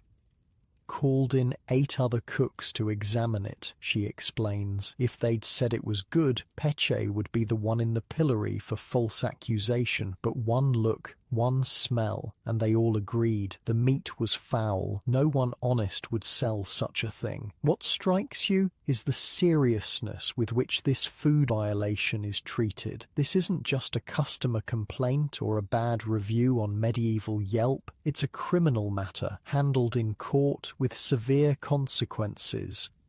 The crowd's reaction is mixed. Some are openly hostile to the cook, shouting insults or even throwing refuse in his direction, though most of these missiles deliberately miss. Others seem sympathetic, perhaps fellow tradespeople who understand how easily they could find themselves in similar circumstances. A grey-haired cook standing nearby shakes his head sadly. "Fool," he mutters. All he had to do was check his pies before selling them. Now he's ruined. You don't think he did it deliberately, you ask? Deliberately? The old cook snorts. Who deliberately ruins their livelihood? No, he got careless. Or desperate. Times are hard, meat prices rising. Maybe he thought he could get away with using old meat just this once. The nuance in his perspective gives you pause. For all the brutality of medieval justice, there's also a certain practical understanding of the pressures that might lead someone to cut corners. What happens to him after this, you ask? If he's lucky, just the shame and a fine. If not, the cook draws a finger across his throat. Guild will strip him of membership. No one will buy from him again. His shop will fail. His family will suffer. Might as well be a death sentence. Just slower. As the crowd begins to disperse, some losing interest now that the initial spectacle is over, you find yourself wondering about the systems that regulated food safety in an era long before government health inspectors or refrigeration. You spot a well-dressed man with an official-looking badge pinned to his tunic. Some kind of city inspector. You follow him as he makes his way through the streets, eventually stopping at a row of cook shops. He enters one shop and begins a methodical inspection. He checks the freshness of meat, examines the cleanliness of cooking vessels, and scrutinizes the shop's weights and measures to ensure customers are getting what they pay for. The shop owner, a nervous-looking woman, follows him anxiously as he works. When he finds nothing amiss, she visibly relaxes, offering him a small meat pie, which he accepts as a matter of course. Not a bribe, exactly, but a customary courtesy. When the inspector leaves, you approach the woman. Is that common? Inspections like that? She wipes her hands on her apron. Regular as the tide. City officials check weights and measures. Guild sends their own to ensure quality. Some shops get inspected once a month, some more if there have been complaints. Seems thorough, you observe. Has to be, she says simply. One batch of bad food can kill a customer and ruin a cook. We all have a stake in keeping standards high. This regulated system surprises you. The popular image of the Middle Ages as a time of complete disregard for cleanliness and health doesn't match what you're seeing. Yes, by modern standards, conditions are primitive, but within the constraints of medieval knowledge and technology, significant efforts are made to ensure food safety. The woman returns to her work, and you continue down the street. In another cook shop, you see something interesting, a large board posted on the wall with what appears to be a list of regulations. You move closer to read it. The text, written in a mixture of Latin and Middle English, spells out rules for cooks operating in this part of London. Meat must be fresh and wholesome. Bread must be of proper weight and quality. No cook shall reheat meat for resale. Prices shall not exceed those set by ordinance. All measures must be true and marked with the city's seal. Offal and leftovers from noble houses shall not be purchased for resale. The prohibition against reheating meat catches your attention. You've heard this mentioned before, but now you understand it was actually codified in law. "Excuse me," you say to the shop's proprietor, "why is reheating meat so specifically forbidden?" He glances at the regulation board. "Because it's how dishonest cooks hide old meat," he explains. "Cook it once, doesn't sell, getting questionable. Cook it again to kill the smell, hide the colour, dangerous practice. Hence, twice hot and twice cold is the mark of a bad cook." You recognise the phrase from Chaucer's Canterbury Tales, where he describes the cook Roger of Ware selling pies that hath been twice hot and twice cold. It wasn't just a literary flourish, it was referencing a serious food safety violation that medieval people understood well. "Has anyone ever been caught violating these rules?" you ask. The cook laughs without humour. "Just this morning poor Henry in the pillory, but he's hardly the first. Last month a baker was caught using ground peas to extend his flour. Month before, a woman selling pottage with meat that was more rot than flesh. And they all went to the pillory? Or paid heavy fines if they had the coin. 3 violations, you lose your right to trade. Guild won't have you, city won't license you." He shakes his head. Easier to follow the rules.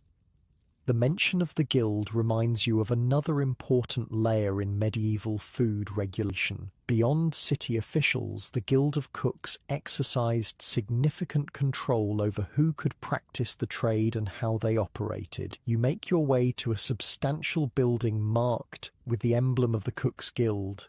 Inside, a meeting is just breaking up. Cooks of various ages discussing guild business before returning to their shops.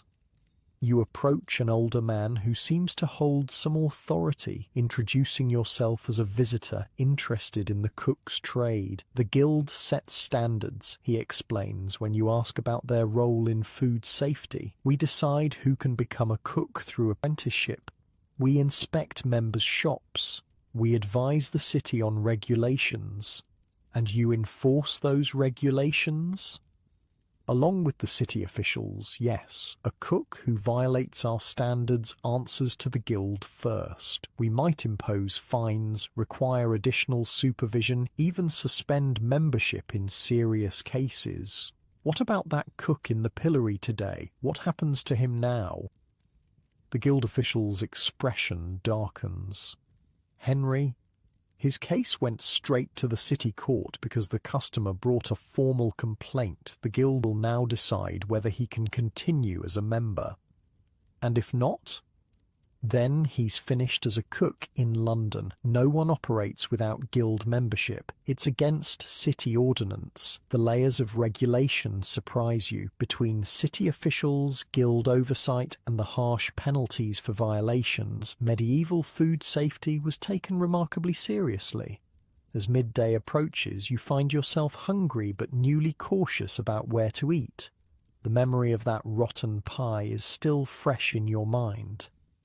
You choose a busy shop with a good reputation, judging from the crowd of customers. The owner, a cheerful woman named Emma, takes pride in showing customers her ingredients before cooking, a smart business practice that builds trust. "Fresh meat, delivered this morning," she says, displaying a tray of raw ingredients to a skeptical customer. "See for yourself." "At some places you've no idea what you're eating," grumbles the customer, a merchant by his dress. "Heard of a place in Cheapside serving cat meat in their rabbit pies?" Not in my shop, Emma says firmly. I buy from Thomas the butcher, same as the mayor's household. Quality costs more. My customers sleep soundly after eating here.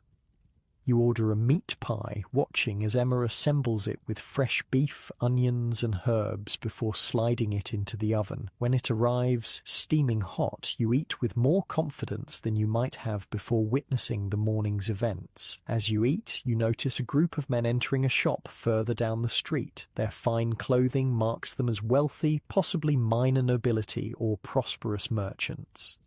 Guild inspectors, says a woman sitting nearby, following your gaze, doing their rounds. They look too well dressed for guild officials, you observe. Those are the guild masters, she explains. Wealthiest cooks in London. They don't work over hot fires anymore. They own multiple shops, supervise dozens of workers, cater to noble households.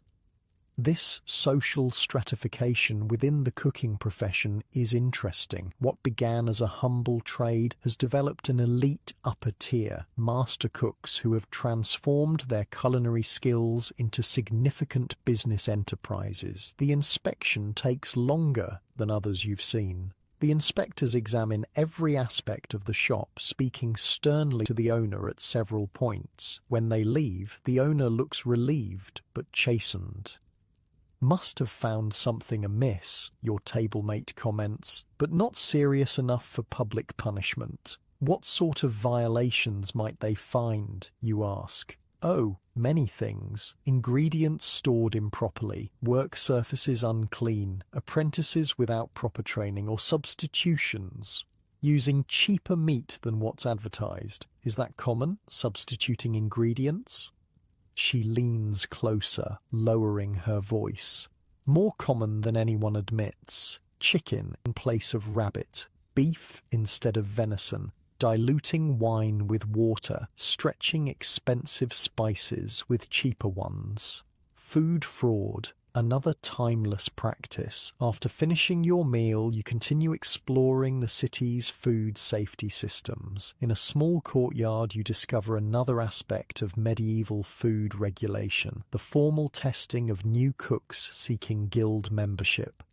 A nervous young man stands before 3 older cooks. He's prepared several dishes which they examine with critical eyes and cautious bites. The pastry is uncooked, says one examiner, breaking open a pie. And too much salt in the sauce, adds another. The young cook looks crestfallen.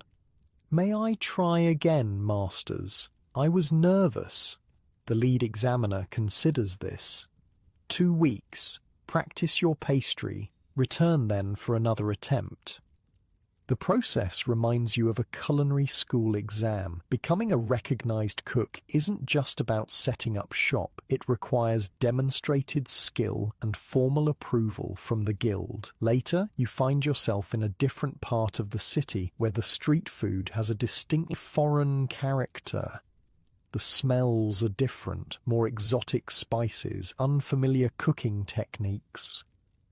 Lombard Street, explains a passerby when you ask. Italian merchants live here. They brought their own cooks, their own food traditions. You try a dish of pasta with a rich sauce, something rarely seen in English cooking of this period. The Italian cook explains that he had to receive special permission from both the city and the guild to practice his foreign cooking methods. Different rules for us, he says. Higher fees to the city, special inspections. They watch us closely because our food is unfamiliar. This cultural regulation of food practices adds another dimension to the already complex system of medieval food safety. As afternoon wanes, you witness yet another aspect of food regulation, the enforcement of fasting days. A city official is going from shop to shop, reminding cooks that tomorrow is a prescribed fast day when meat cannot be sold. No meat pies, no sausages, he instructs each cook. Fish only, or vegetable dishes. Any cook found selling meat will pay a heavy fine. The church's rules about fasting created a regular rhythm in medieval food consumption, with significant impacts on what cook shops could sell on particular days. Wednesdays, Fridays, and Saturdays were typically meat-free, along with longer fasting periods like Lent. One cook grumbles at this reminder. Fish costs more than meat these days. I lose money on fast days. Take it up with the bishop, the official replies unsympathetically. My job is to ensure compliance. These religious regulations were as strictly enforced as health and quality standards, another layer in the complex regulation of medieval food. Evening approaches, and you find yourself near the River Thames, where some of London's largest and most prosperous cook shops are located. These establishments cater to merchants, travellers coming off ships, and even minor nobility. Here, the standards are visibly higher. The shops are larger, cleaner, with better quality ingredients and more sophisticated dishes. Many display official certifications from the Guild, the medieval equivalent of an A rating from the health department. We pay extra for inspections, explains one upscale cookshop owner when you inquire. Guild comes monthly, city officials weekly. Customers know we maintain the highest standards. Is it worth the extra cost, you ask? Absolutely. One accusation of bad food would ruin us. Our customers pay premium prices and expect premium quality. The certification gives them confidence, brand reputation, and quality assurance. Concepts as relevant in medieval London as in modern New York or Tokyo. As night falls, you witness one final aspect of medieval food regulation, the disposal of unsold food. Unlike modern restaurants that might simply throw everything in the trash, medieval cookshops had specific rules about what happened to leftover food. Can't just toss it in the street, explains a cook closing up for the night. City ordinance attracts rats, causes disease. Instead, he carefully separates his leftover food into different containers. Still good bread will go to a nearby monastery for distribution to the poor. Usable scraps of meat and vegetables are collected for pig feed. Only truly inedible waste is disposed of in designated dump areas outside the city walls. Even in waste management, the medieval city had regulations designed to protect public health, an early form of sanitation enforcement that helped prevent disease in densely populated areas. As you make your way back to your lodgings, you reflect on what you've learned about food safety and regulation in medieval London. Was it perfect? Certainly not. The pillory filled with accused cooks too often for that to be true, but it was a system that generally worked well enough to keep an entire city fed without constant outbreaks of food poisoning. No small achievement in an age before refrigeration or germ theory. The case of Henry de Passalou and his rotten capon pie wasn't just an isolated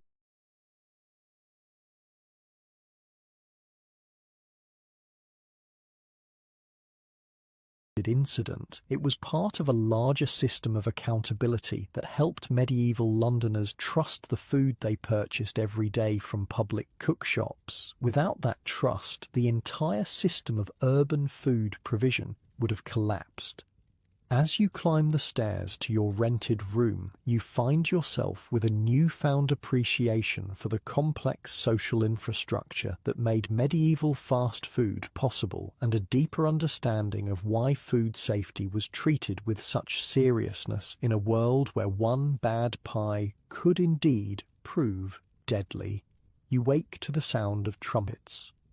Bleary-eyed, you peek out your window to see a procession making its way through the narrow streets. Mounted men in fine clothing, servants leading pack horses laden with goods, and at the centre a nobleman of some importance, judging by the deference shown to him. "Who's that?" you ask the landlord when you venture downstairs. "Lord Pembroke's party," he says, clearly impressed. "Arrived from his country estates last night, staying at the Swan Inn near the river." It occurs to you that this presents an opportunity. You've seen how cook shops serve the common people of London and how they're regulated, but what about the upper classes? Do the wealthy and powerful patronize these establishments, or is such food beneath them? You make your way toward the Swan Inn, one of the city's finest accommodations catering to wealthy travellers. Outside, servants in Lord Pembroke's livery are coming and going on various errands. You position yourself nearby, hoping to observe where they obtain food for their master. You don't have to wait long. A steward emerges from the inn and summons several servants. His lordship wishes a variety of local dishes for his midday meal, the steward announces. He and Lady Pembroke will dine privately, but they desire to sample London's finest offerings. He hands out coins and instructions to each servant. John, go to Peter the cook on Thames Street for the meat pasties. His lordship specifically requested those. Richard, to the pie shop near the Guildhall for their venison pies. Thomas, find that spice cellar in Cheapside. Lady Pembroke wants more of that special blend she enjoyed on our last visit. So even the nobility patronise cookshops, not for their daily sustenance perhaps, but as a culinary adventure, sampling local specialties when travelling. You decide to follow John, the servant dispatched to purchase meat pasties. He makes his way confidently through the streets, clearly familiar with the city and his destination. Eventually, he arrives at a substantial cookshop near the river, larger and more impressive than any you've seen so far. Unlike the simple stalls and lean-tos that serve the poor, this establishment has solid stone walls, large windows, and an imposing door. A painted sign depicts various savoury pies and pastries, with the name Peter the Cook emblazoned in gold lettering. Inside, the difference is even more striking. The counter is polished wood, the floor swept clean, and the cooking area is partially separated from the customer space by a decorative screen. Several well-dressed patrons are already being served, while a trio of cooks works efficiently in the background. John approaches the counter and is immediately recognised. "Ah, Lord Pembroke's man," exclaims the proprietor, presumably Peter himself. "We've been expecting you. His lordship always visits us when he's in London. He speaks highly of your pasties," John says, "requests a selection of your finest for his lordship and lady's private dinner." Peter beams with pride. "I have just the thing. Fresh made this morning, beef with marrow, chicken with herbs from my own garden, and a special venison pasty with spices from the East. Will that suit?"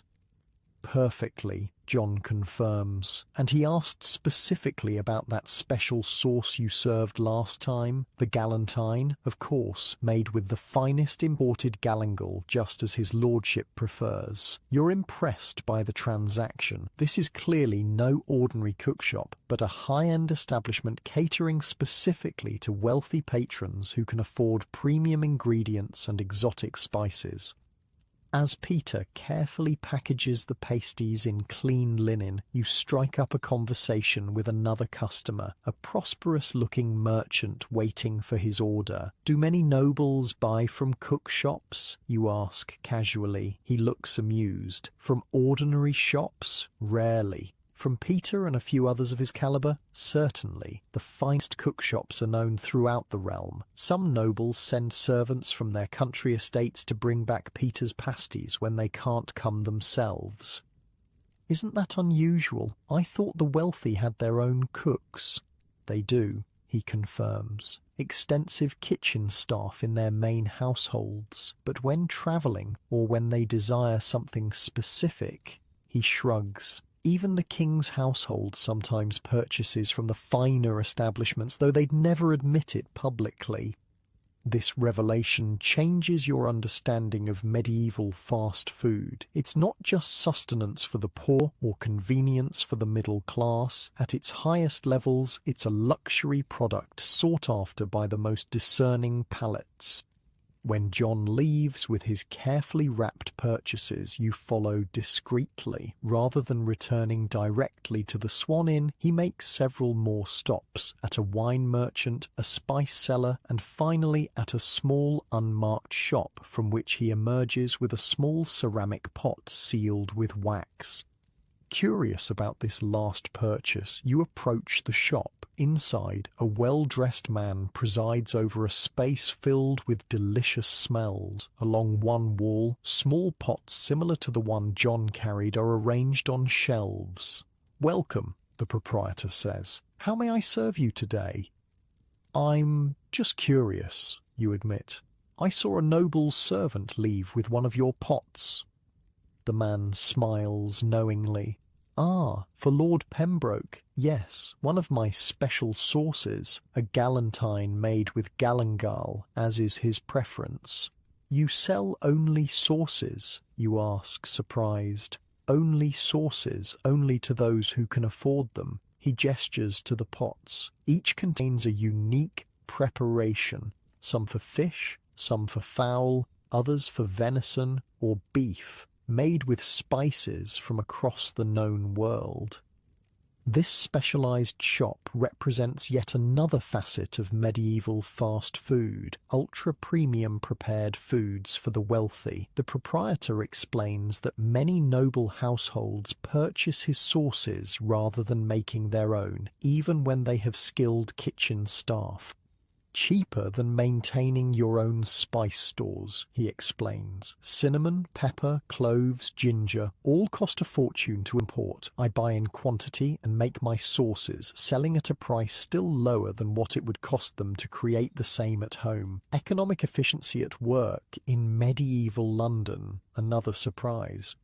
Your explorations take you next to an upscale tavern near the Guildhall, where wealthy merchants and minor nobility often dine. Unlike the cookshops serving the poor, this establishment offers seating, service, and a more refined atmosphere. A group of well-dressed men occupies one table, sharing platters of food clearly purchased from nearby cookshops. A servant arranges the dishes, meat pies, roast fowl, bread, and small pots of sauce, while another pours wine.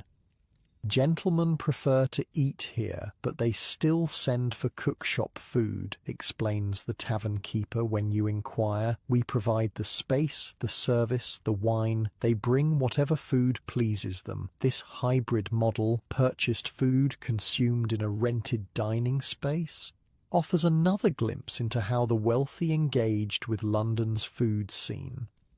As midday approaches, you witness a fascinating scene near the river docks. A ship has just arrived, and among the disembarking passengers is a knight and his retinue. Instead of making arrangements for food at one of the inns, the knight immediately dispatches servants to various cookshops along the waterfront. They return laden with an astonishing quantity of food, dozens of pies, pasties, and other prepared dishes. You count at least 60 capon pasties among the purchases.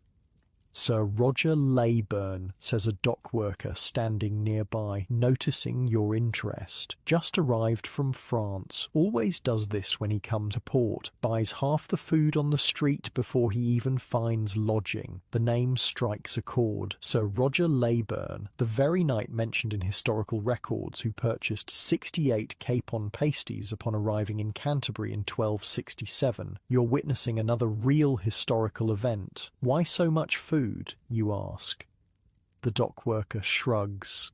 "Feeding his men, I expect. Cheaper and quicker than arranging a meal at an inn. Besides, our cookshops are famous. Even French knights know to seek them out when they land. This practical approach to feeding a travelling party makes perfect sense." Even for the wealthy, the convenience of ready-made food had obvious advantages when on the move.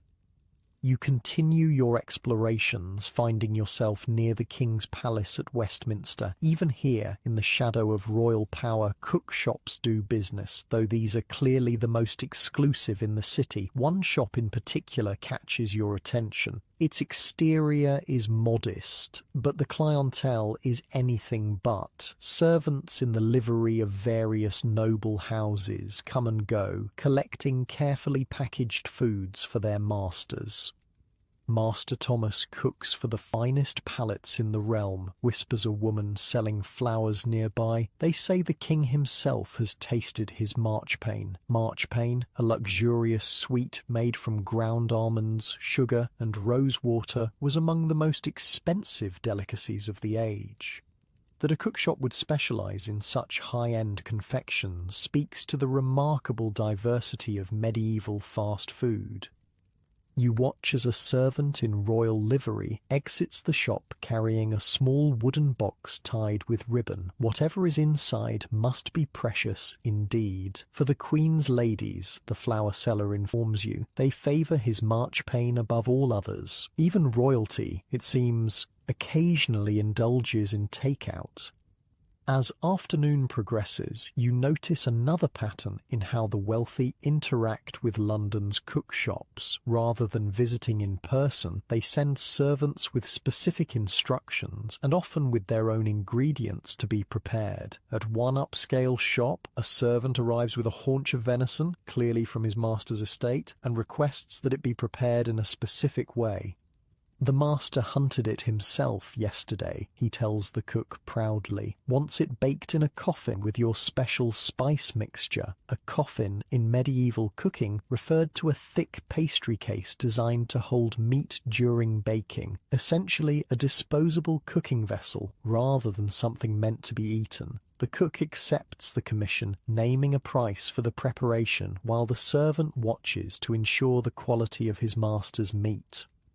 This practice, bringing one's own ingredients to be professionally prepared, was particularly common among the gentry who had access to game from their rural estates but lacked skilled cooks when visiting the city. Some nobles bring their cooks with them when they travel, explains the shop owner when you ask about this arrangement.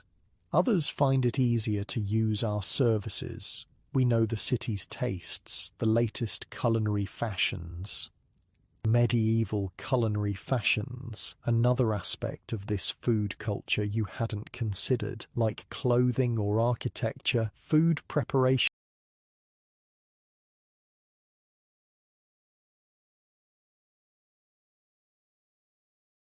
had trends and styles that changed over time, and the professionals of London's cookshops were at the forefront of these changes. What's fashionable now, you ask? Subtleties, he says, referring to the elaborate decorative dishes that concluded noble feasts. Everyone wants them for their banquets, sculptures of marchpane or sugar paste gilded with real gold leaf depicting scenes from scripture or chivalric tales. These weren't everyday fare even for the wealthy, but for special occasions the most skilled cookshop owners might be commissioned to create these edible art pieces for noble banquets.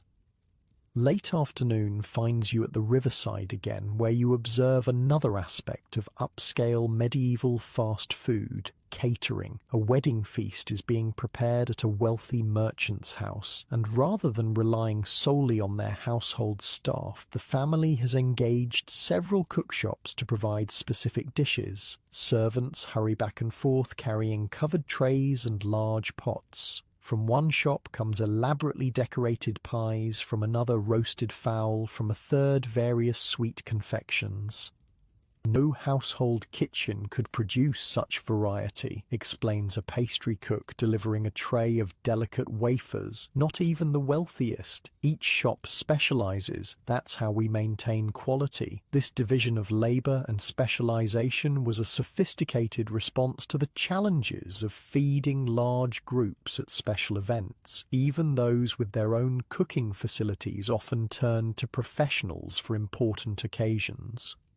As evening approaches, you find yourself near an elegant inn favoured by foreign merchants. The clientele is diverse: Italians, Germans, Flemish, and others from across Europe. Here you notice something interesting. Many of these wealthy visitors explicitly seek out London's cookshops, not out of necessity, but out of culinary curiosity.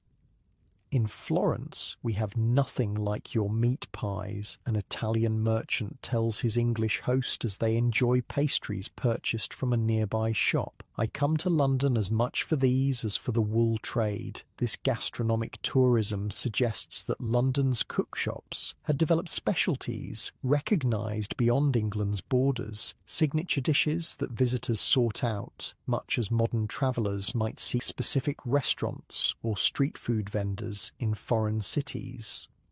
The common thread through all these observations is clear. Medieval fast food wasn't just sustenance for the poor or convenience for the middle class. At its highest levels, it represented culinary craftsmanship that appealed even to the most privileged palates. As darkness falls, you find yourself at the Swan Inn again, watching as the food purchased earlier is served to Lord Pembroke and his party. The nobleman sits at a private table, sampling the various pasties and pies while discussing their merits with his companions. Peter's pastry has improved since last year, he declares loud enough for you to overhear. The balance of spices in the venison is particularly fine. A servant offers him a small pot, the galantine sauce purchased earlier. "Ah, perfect," the lord says after tasting. "Tell me, did you secure the recipe as I asked?" The steward bows. "The sauce maker refused, my lord. Says it's a closely guarded secret passed down from his grandfather." Lord Pembroke laughs good-naturedly. "As expected. Well, we shall simply have to return to London whenever we desire it. Some treasures cannot be transported to the country." This conversation illuminates another aspect of medieval food culture, the tension between rural self-sufficiency and urban specialization. A nobleman like Pembroke would have extensive food production capabilities on his country estates, but certain refined preparations remain the exclusive domain of urban specialists.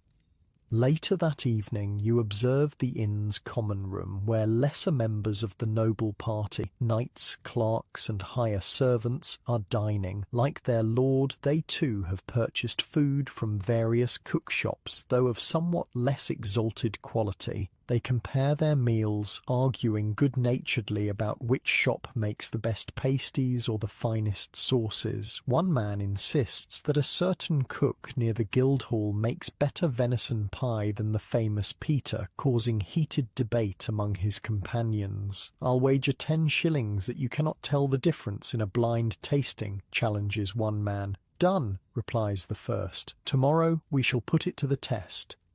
These men clearly take their food seriously, another indication that cookshop offerings weren't merely functional, but objects of connoisseurship and discernment. As the night grows later, you notice servants from various noble households congregating in a corner of the inn's yard, sharing leftovers from their master's meals and comparing notes on the best shops. "Lord Pembroke's man paid 3p for a galantine that I got for 2p from the widow on Fish Street," boasts one. "Same sauce, just without the fancy pot. Lady Howard's cook tried to copy Peter's pasties last month," adds another. "Complete disaster. Now she just sends for them whenever company visits." This servant grapevine represents another layer in the complex relationship between the upper classes and London's cookshops. The servants' intimate knowledge of the city's food landscape often guided their masters' choices, a medieval version of insider food tips. As you make your way back to your lodgings, you reflect on what you've learned about how the wealthy and powerful engaged with medieval fast food culture. Far from being beneath their notice, the finest cookshops were celebrated, sought out, and integrated into aristocratic dining in various ways, as culinary adventures when visiting the city, as practical solutions when travelling with large retinues, as specialised resources for foods beyond their household capabilities, as catering for special events and celebrations, as luxury items to be shipped to country estates. The relationship wasn't simply transactional, it was cultural. The best cookshops weren't just feeding people, they were preserving and advancing culinary traditions, developing specialties that became part of London's identity, creating foods distinctive enough to attract visitors from across Europe. For all the social stratification of medieval society, the cookshop represented a curious point of connection between classes. A nobleman might never speak to a common labourer, but both might purchase a pie from the same renowned shop, albeit of very different quality and price. This shared food culture, spanning from the poorest labourers to the highest nobility, helped define what it meant to live in or visit London, a city where no one needed to cook at home, where the street itself provided daily bread and more, where even kings might sample the wares of a particularly skilled cook. As you drift off to sleep, you wonder what other facets of this fascinating food culture remain to be discovered, and what specialized delights tomorrow might bring. Morning finds you in a different part of London, near one of the city gates. You've seen the basic cook shops, witnessed food regulation, and observed how both poor and rich interact with this medieval fast food system. Today you're curious about the specialty foods, the medieval equivalents of our tacos, falafel, or dumplings. The area near the gate bustles with activity, travellers arriving and departing, merchants setting up for the day, locals passing through on their way to work, and feeding this diverse crowd is an equally diverse array of food vendors, many specialising in dishes you haven't seen elsewhere in the city. Your attention is drawn to a small crowd gathered around a woman tending a peculiar metal contraption over a charcoal fire. As you get closer, you see it's a set of hinged metal plates with a long handle, almost like a modern waffle iron. She ladles batter onto the heated plates, closes them quickly, and turns the device over the fire. When she opens it again, out comes a thin, crispy wafer patterned with an intricate design. Hot wafers, she calls, honey wafers, sweet and crisp. A customer hands over a coin and receives one of these delicate treats, immediately breaking off a piece and popping it into his mouth with obvious pleasure. What's in them, you ask, watching the process with fascination. Flour,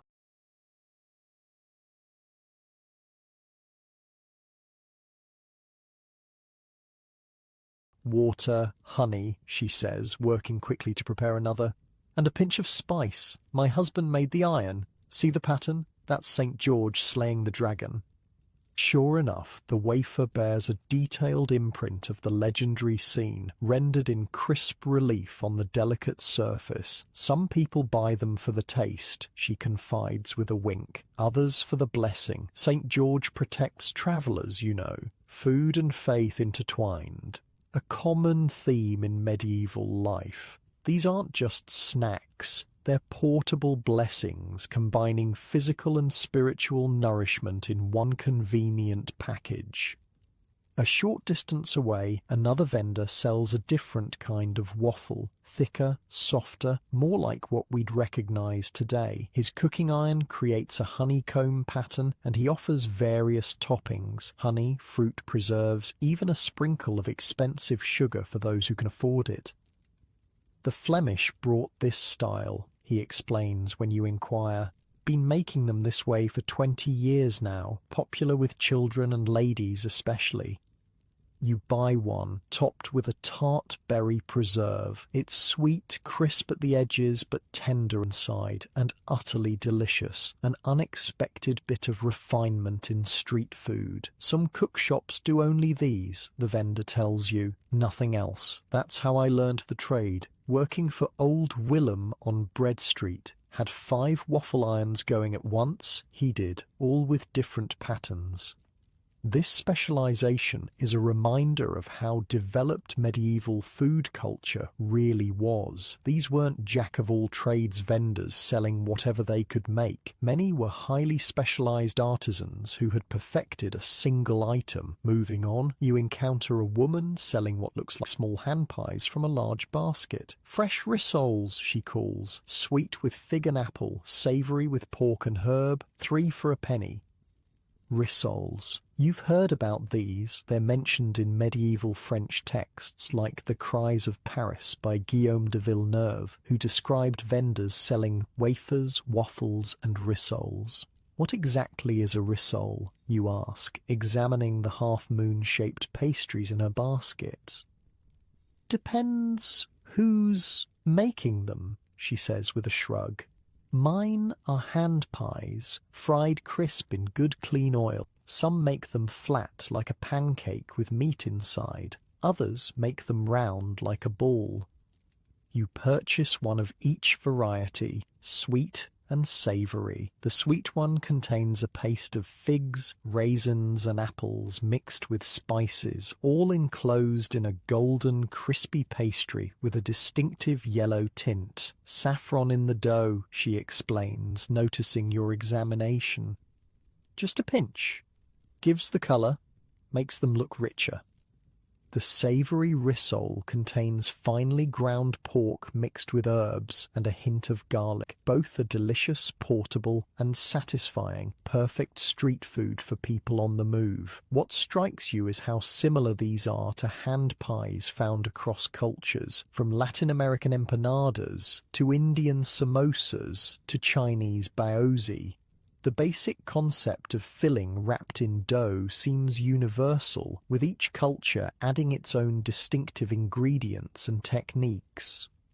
My husband's family has been making rissoles for 4 generations, the vendor tells you proudly. His grandfather learned from a French cook who came over with King Edward's queen. This culinary heritage, passed down through families and across borders, created a rich tapestry of street food traditions in medieval London. As you continue exploring, you encounter another specialized vendor, this one selling small cups of a steaming, fragrant liquid that's clearly not ale or wine.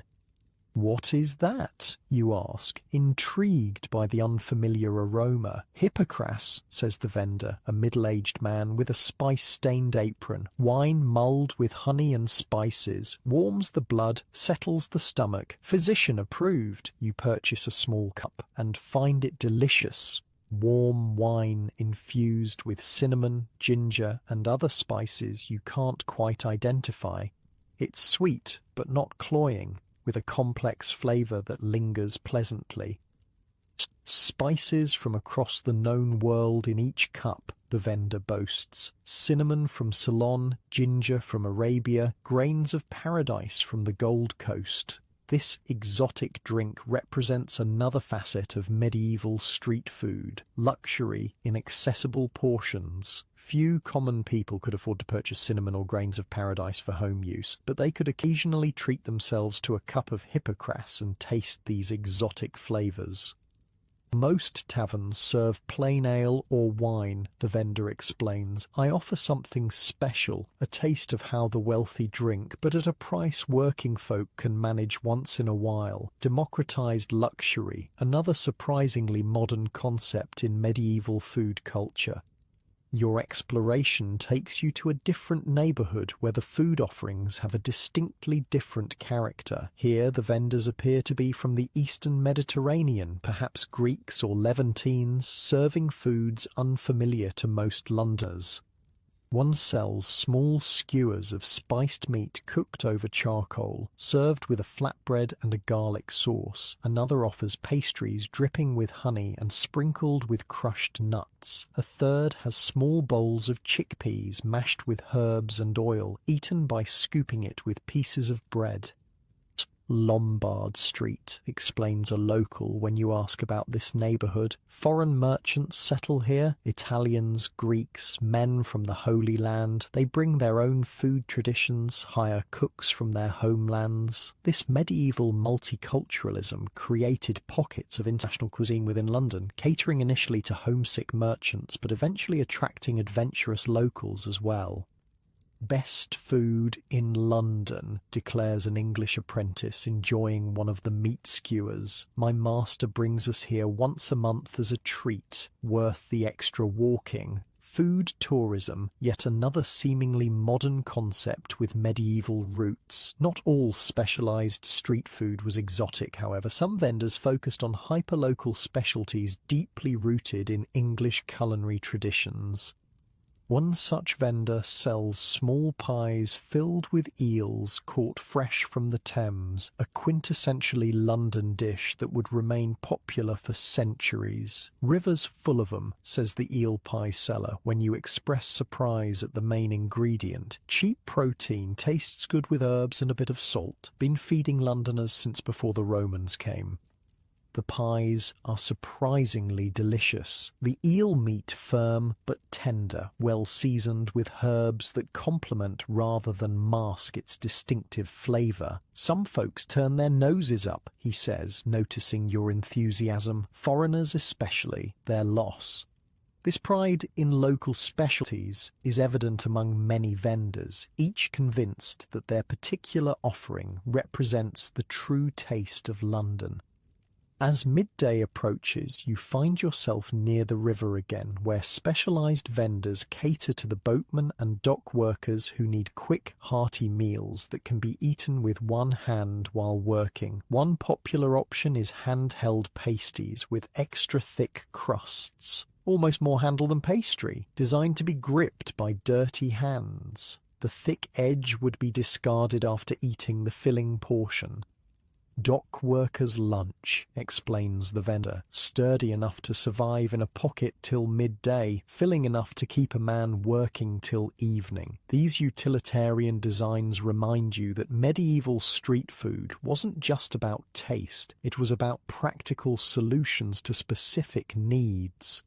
Form followed function, with each food designed for its context and consumer. Another dockside specialty catches your eye: small ceramic pots with lids, filled with a hearty stew. "Rent the pot for a penny, bring it back tomorrow," explains the vendor. Keeps the food hot for hours, even in winter. This reusable container system offers a solution to the modern problem of takeout packaging waste. The customer pays a small deposit for the container, returns it later, and the cycle continues. Sustainable fast food, medieval style. As afternoon progresses, you encounter another specialized food tradition, seasonal offerings that appear only at certain times of year. It's early summer, and vendors selling small baskets of strawberries have appeared throughout the city. "First of the season," announces a woman with a tray of the bright red fruits. "Picked this morning outside the city walls. Won't find sweeter." Seasonal eating wasn't a trendy choice in medieval times, but a necessity. These strawberries, smaller and more intensely flavored than modern varieties, represent a brief, treasured moment in the yearly food cycle. Nearby, another seasonal vendor sells cups of fresh milk, a simple pleasure available only when cows were feeding on spring grass and producing abundantly. "Green milk," he calls it, referring not to its colour but to its fresh springtime quality, straight from the meadows this morning. This hyper-local, hyper-seasonal approach to food would be familiar to today's farm-to-table enthusiasts, though it arose from necessity rather than philosophy. One of the most intriguing specialty vendors you encounter sells what appear to be small, twisted breadsticks shaped like arms crossed in prayer.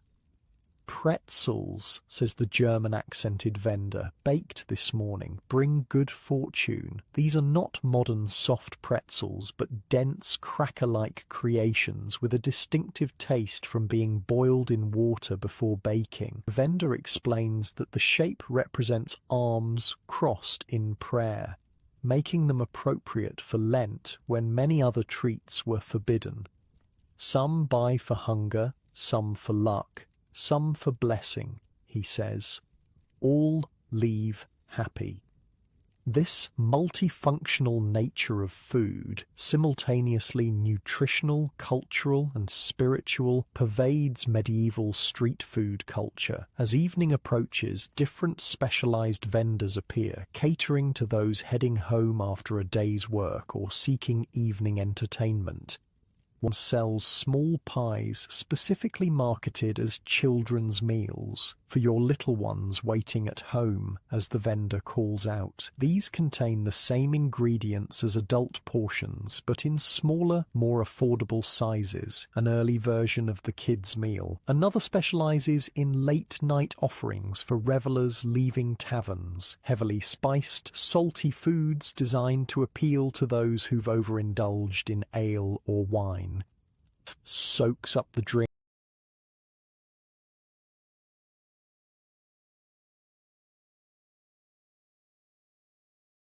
The vendor says with a wink, saves many a head from morning pain. Hangover prevention food, yet another street food specialty with a dedicated clientele. Perhaps the most specialized vendor you encounter is one selling foods specifically designed for invalids and convalescents, bland, easily digestible dishes prepared according to medieval medical theories. "My husband delivers to sick rooms across the city," explains the woman tending this stall. "Physicians recommend our broths and grain porridges for those recovering from illness." Medieval medical food, precisely formulated and prepared by specialists rather than home cooks, adds another dimension to this complex food landscape. As darkness falls, you find yourself in a small square where one last specialty vendor is doing brisk business. She sells tiny pies, no bigger than a large coin, filled with minced meat and heavily spiced. Night pies, she calls them. Last bite before sleep brings good dreams. Whether the spices actually influence dreams is debatable, but the notion of food as medicine, affecting not just the body but the mind and spirit, was deeply ingrained in medieval thinking. You purchase one of these night pies and find it delicious, the pastry delicate, the filling rich with unfamiliar spices that leave a pleasant warmth in your mouth. "Secret blend," the vendor says when you ask about the spices. "My mother's recipe and her mother's before that. 7 spices for the 7 planets, gathered under the proper astrological signs." This intersection of culinary art and medieval cosmology reminds you again of how deeply food was woven into every aspect of medieval worldview, scientific, spiritual, and cultural.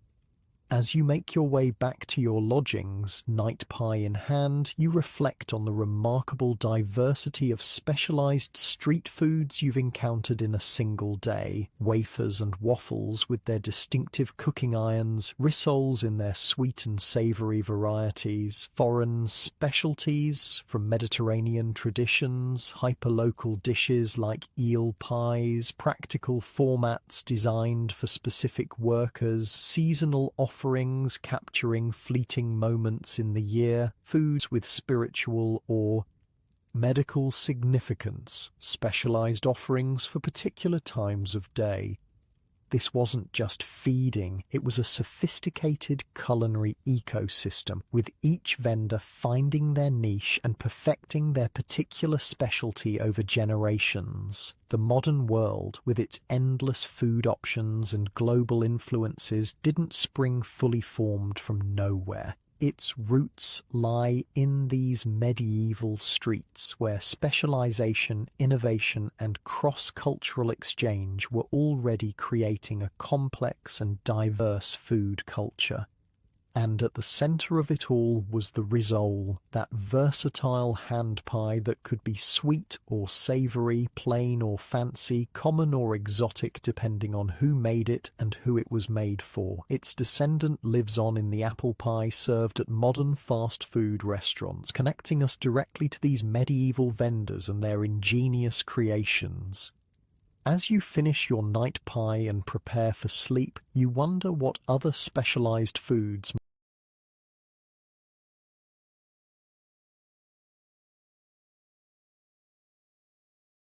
might await discovery tomorrow, and how many modern innovations in street food might actually be rediscoveries of what medieval cooks already knew. Dawn breaks with the sound of church bells. Today is the feast day of St. John, and the city is preparing for celebration. As you dress and prepare for the day, you realize this presents a perfect opportunity to witness another aspect of medieval fast food, how cookshops handled catering for special events and feasts.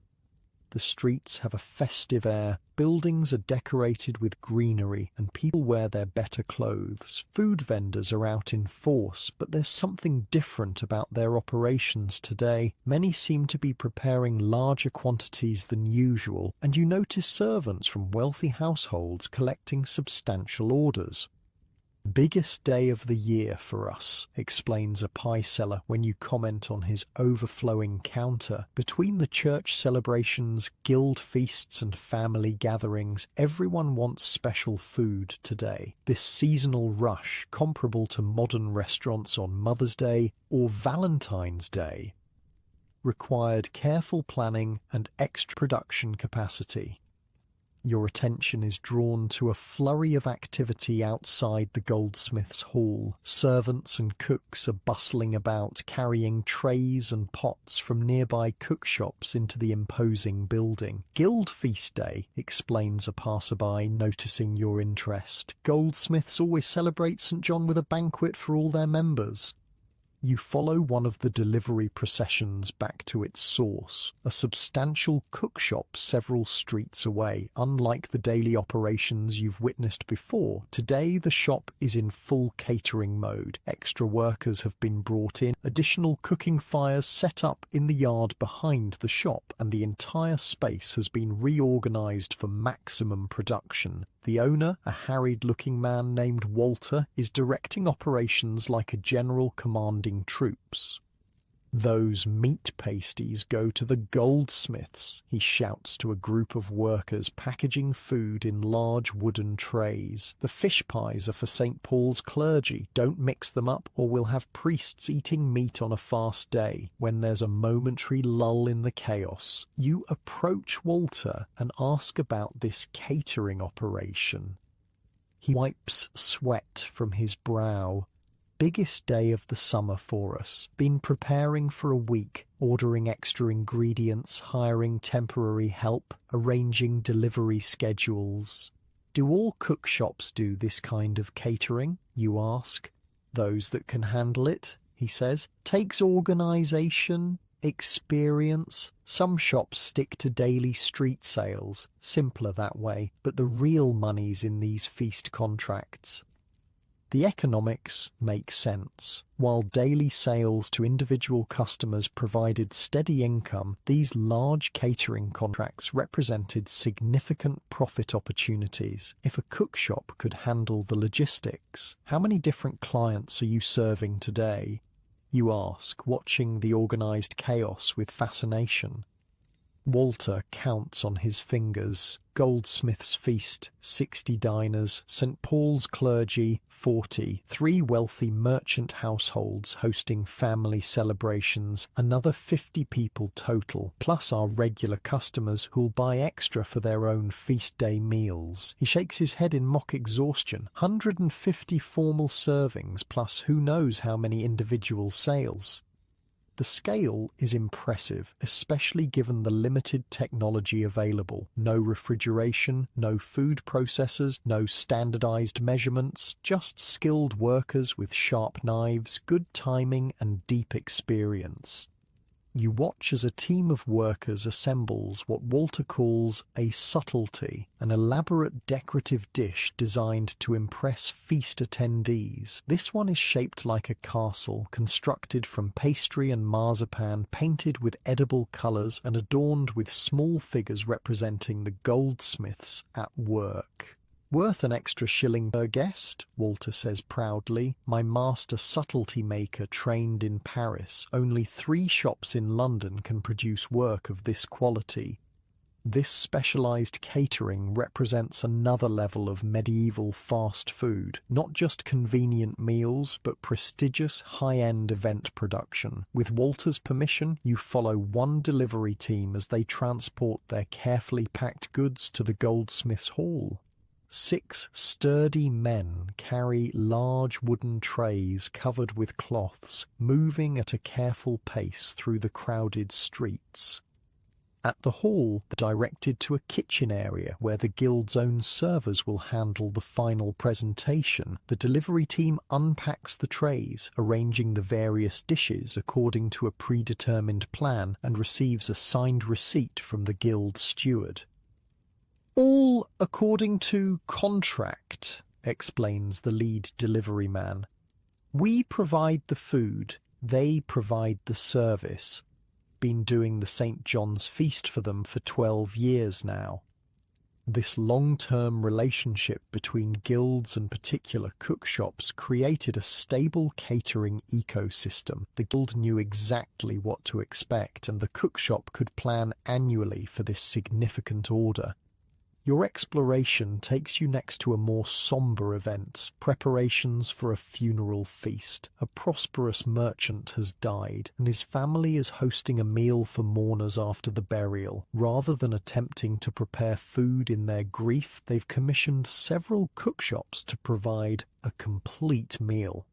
Outside the merchant's substantial home, delivery teams from 3 different establishments coordinate their efforts. One provides meat dishes, another fish and vegetable options for those observing religious restrictions, and a third specializes in sweet confections to end the meal. "Funeral feasts are good business," confides a delivery man while waiting to enter, "especially for merchants and gentry. They want to honor the deceased properly, show their status to the community." The social obligation to provide generous hospitality, even in times of mourning, created another catering opportunity for cook shops. Families who might normally cook for themselves would turn to professionals during these emotionally difficult times. "Some clients give very specific instructions," he continues. "The deceased's favorite dishes, traditional family recipes. Others just say appropriate funeral fare and leave it to us." This appropriate funeral fare had its own traditions and expectations, not too lavish, which would seem disrespectful, but generous enough to honour the deceased and comfort the mourners. As midday approaches, you find yourself near the city's western gate, where another kind of feast is being prepared. A wedding procession emerges from a church, the newly married couple at its centre, followed by family, friends and well-wishers. They make their way to the groom's family home, where tables have been set up in the street outside, a common practice when indoor space was insufficient for all the guests. And serving this wedding feast, a team from a local cookshop, of course. "Wedding feast is half our week's income," says the cook proudly as she oversees the final arrangements. 25 guests, finest food we can produce, plus the wedding subtlety. This subtlety, an elaborate decorative centerpiece, depicts the couple standing beneath an archway of pastry flowers. It's beautiful, whimsical, and entirely edible, a medieval version of a wedding cake. "Family's been coming to my shop for 3 generations, the cook tells you. "Did the parents' wedding feast, now the son's. God willing, we'll do his children's too someday." This intergenerational relationship between cookshops and their clients created continuity in celebration, a shared food heritage that marked life's significant moments. The wedding feast itself is a marvel of logistics. Courses arrive in carefully timed sequence, each presented with flair by the family's servants but prepared entirely by the cookshop team. From soup to sweets, every dish has been transported from the shop's kitchen to this street-side celebration without losing its quality or temperature. No small achievement in an age without insulated containers. Late afternoon finds you at another kind of feast, a parish celebration tied to the Saint's Day. The church has commissioned food for all parishioners, funded by wealthy members but available to all who attend the service. Outside the church, tables have been set up where simple but plentiful food is being distributed. Bread, cheese, meat pies, and ale. Several local cookshops have contributed, each providing their specialty.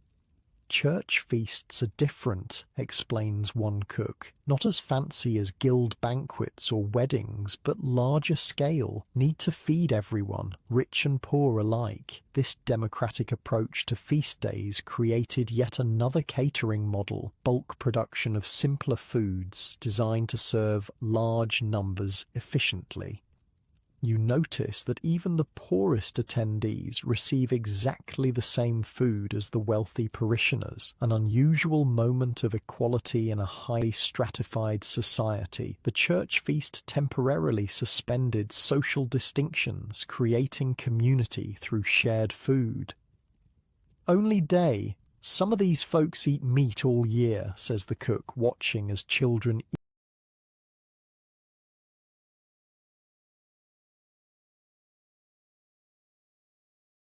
eagerly accept their portions. Makes it special, sacred even. This connection between food and sacred celebration runs deep in medieval culture. The feast day wasn't just about honoring a saint, it was about physically experiencing abundance as a community, a taste of heaven on earth. As evening approaches, you witness one final type of catered event. A merchant association gathering in a rented hall. Unlike the formal guild with its official status, this is a voluntary association of traders dealing with the Baltic region. They've hired a cook shop known for Northern European specialties to provide authentic dishes from the Baltic trading cities, a diplomatic choice that honors their business connections. These merchants value authenticity, explains the cook, who learned his trade in Lübeck before settling in London. Could get English food anywhere, but I give them tastes of home, or tastes of their trading partners' homes. The dishes are unfamiliar to most Londoners. Pickled fish preparations, rye breads, distinctive spice blends, but perfectly suited to this specialised gathering. Good business relations happen over good food, the cook says wisely. My dishes remind them of successful trading voyages, make them feel connected to their partners across the sea. Culinary diplomacy, another sophisticated function of medieval catering. As darkness falls and the city's celebrations continue, you find yourself drawn to a small, informal gathering in a neighbourhood square. Unlike the elaborate catered events you've witnessed throughout the day, this is a community affair. Each family has contributed what they can to a shared feast. But even here, the influence of the cook shops is evident. Many families have purchased special items to contribute. A pie here, a sweet confection there, creating a patchwork feast that combines home cooking with professional touches. An old woman notices your interest and beckons you to join them. Feast days are for sharing, she says, offering you a cup of ale and a slice of pie. No one cooks everything themselves anymore, too many specialized skills needed.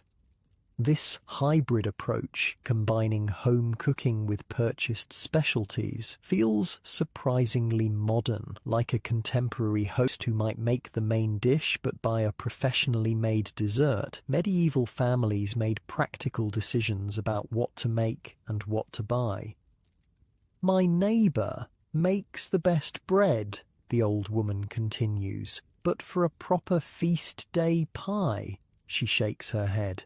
That's best left to the cook shops. They have the right ovens, the skill with pastry.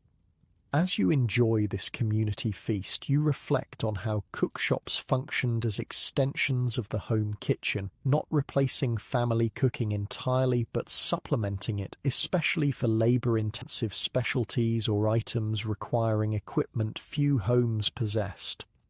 The night deepens and feast day celebrations begin to wind down. Servants clean up after elaborate banquets. Families return to their homes carrying leftover treats. Cookshop workers, exhausted after their busiest day in months, finally close their shutters and count their earnings. You make your way back to your lodgings, pondering all you've witnessed about medieval catering and feast days.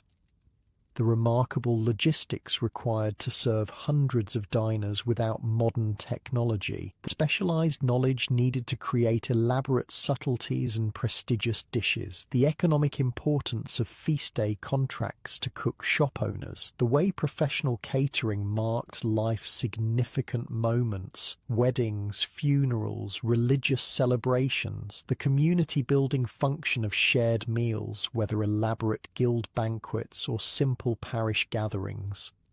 This wasn't just feeding people, it was facilitating the ceremonies and celebrations that gave meaning to medieval life. The cookshops weren't just businesses, they were cultural institutions that helped communities mark time, honor traditions, celebrate achievements, and mourn losses. As you drift towards sleep, you realize that these medieval caterers were doing exactly what their modern counterparts do, using food to help people celebrate what matters most. The technology has changed dramatically, but the essential human desire to mark special occasions with special food remains constant across the centuries.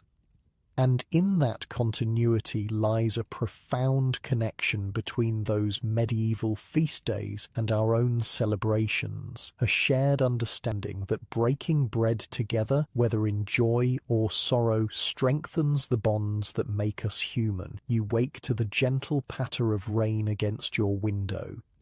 After days of exploring medieval London's vibrant food scene, you find yourself thinking about connections, the threads that tie those ancient cookshops to our modern world of drive-thrus and delivery apps. It's your last day in medieval London. Soon you'll return to the world of refrigeration, health inspectors, and globally sourced ingredients. But first, you want to understand the legacy of what you've witnessed, how the medieval fast food system shaped society and continues to influence us centuries later. You dress and venture out despite the drizzle. The rain has thinned the usual crowds, lending the streets a contemplative atmosphere perfect for your final explorations. At a small cookshop near your lodgings, you find shelter and purchase a hot pie for breakfast. The owner, a thoughtful older man named Thomas, seems in a philosophical mood himself this morning. Been making pies for 40 years, he tells you, watching the rain through his open shutters. Same way my father taught me, same way his father taught him. Some things don't need changing.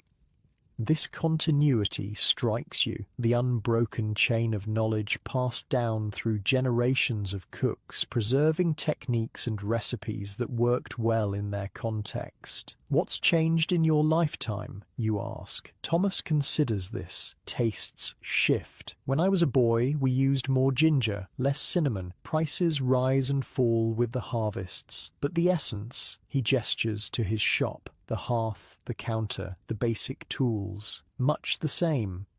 You think about the fast food restaurants of your own time, how despite all the technology and corporate systems, they still revolve around the same basic premise as Thomas's shop, providing quick, affordable, ready-to-eat food to people who can't or won't cook for themselves.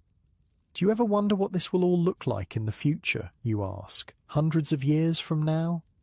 Thomas laughs. Hard enough to predict next season's grain prices, let alone centuries ahead, but people will always need to eat, won't they? Always be some who can't cook for themselves, others who make their living feeding them. His simple observation captures something profound about the persistence of fast food as a concept. The specifics change, from medieval meat pies to modern hamburgers, but the fundamental human need remains constant. When the rain eases, you continue your walk through the city. Near the river, you pass the spot where you first encountered the upscale cookshops catering to wealthy patrons and travellers. Today, you notice something you hadn't before, how the entire neighbourhood has developed around this food culture. Inns and taverns cluster nearby, offering accommodation to visitors who come for business at the docks. Spice merchants have their shops within easy reach of the cookshops that buy their wares. Even the street layout seems designed to funnel hungry travellers toward the food vendors. This co-evolution of urban space and food systems makes you think about modern cities, how restaurant districts develop, how certain streets become known for particular cuisines, how food shapes the very geography of urban life. A local historian you meet confirms this observation. London grew around its food, he tells you. Markets dictated street patterns. Cookshops determined which areas thrived. Even parish boundaries sometimes followed the territories of food vendors. This food-centric urban development wasn't unique to London or the medieval period. From ancient Rome's Thermopolia to modern Tokyo's restaurant-packed subway stations, cities have always organized themselves partly around where people eat. Your wanderings take you to a quiet courtyard where an elderly cook is teaching an apprentice how to make a perfect pastry crust. You watch, invisible to them, as centuries of accumulated knowledge pass from one generation to the next through demonstration, correction, and practice. Not so much water, the master instructs. Feel the texture, like fine sand just holding together. There. That's right. This tactile knowledge, impossible to fully capture in written recipes, represents one of the most important legacies of medieval cookshops. They were living repositories of culinary wisdom, preserving and refining techniques that might otherwise have been lost. Many of these techniques have survived to the present day, though their origins are often forgotten. The laminated dough used for modern croissants, the raised coffin crusts of meat pies, the particular way a waffle iron creates its distinctive pattern, all have medieval antecedents passed down through an unbroken chain of practitioners. By midday, the rain has stopped completely, and you find yourself in a small square where a group of modern-minded cooks are discussing innovations. Unlike Thomas with his commitment to tradition, these younger cooks are eager to try new ingredients and methods. "Merchants brought back a new spice from the East," one says excitedly. "Like pepper, but sweeter, with a hint of warmth. Changes the entire character of a meat pie."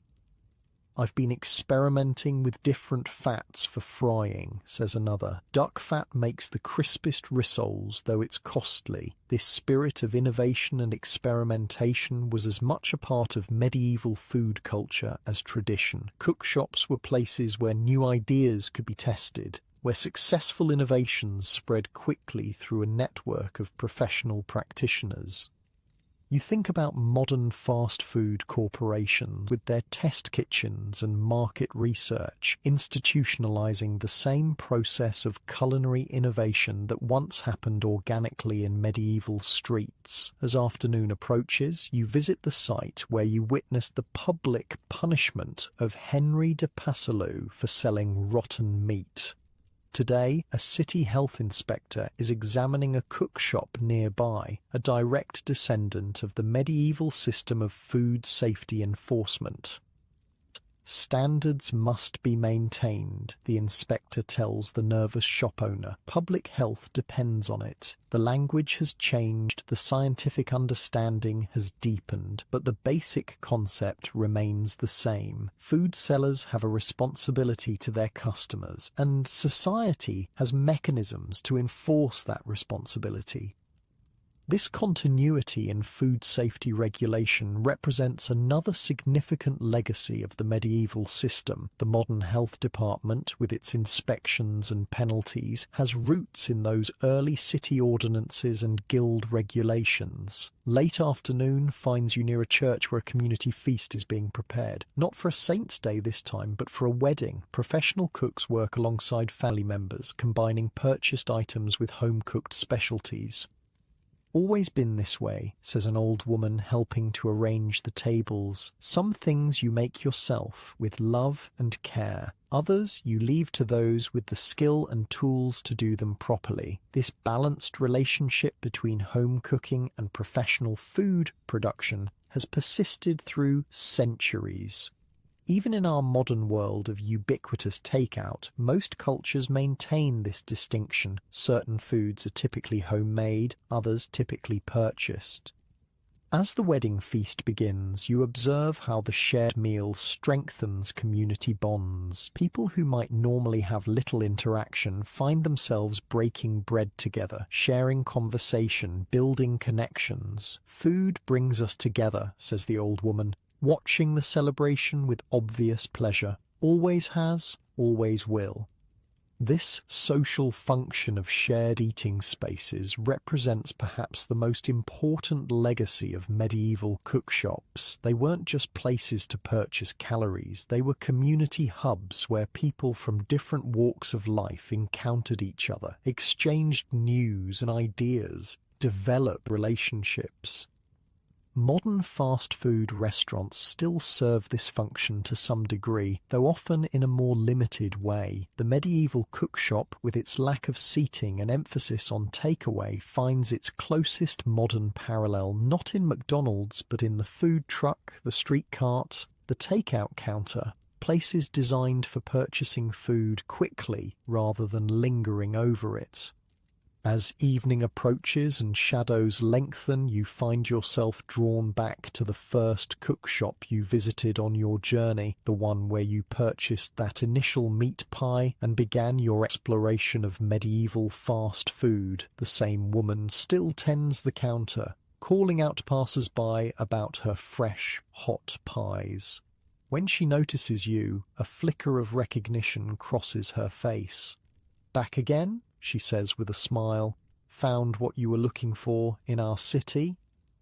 "I think so," you tell her. "I've been learning about cookshops and how they fed medieval London." She laughs. "Nothing medieval about it to us. Just life as it is. People need to eat. We provide the food. Simple as that." Her perspective reminds you that what seems like history to us was simply everyday reality to those who lived it. They didn't think of themselves as medieval any more than we think of ourselves as whatever label future historians might apply to our era. "Will you miss our cookshops when you're gone?" she asks, somehow sensing that you're near the end of your journey. "Very much," you admit. "There's something real about them, honest." She nods, as if this makes perfect sense. Food should be honest. No pretending humble ingredients are fancy. No disguising old meat as fresh. Just good food at a fair price, made with skill and care.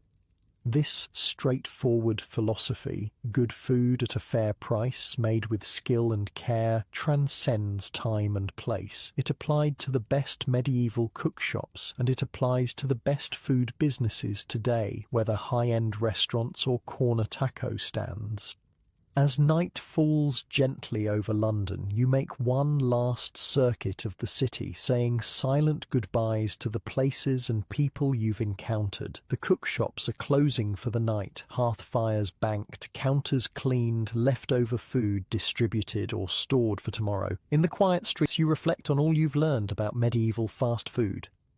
How it made urban life possible by feeding people who couldn't cook at home. How it created specialized culinary knowledge that might otherwise have been lost. How it connected communities through shared food traditions. How it balanced innovation with continuity, novelty with reliability. How it shaped urban development and public health policies. How it served both practical needs and social functions. How it reflected social hierarchies while occasionally transcending them.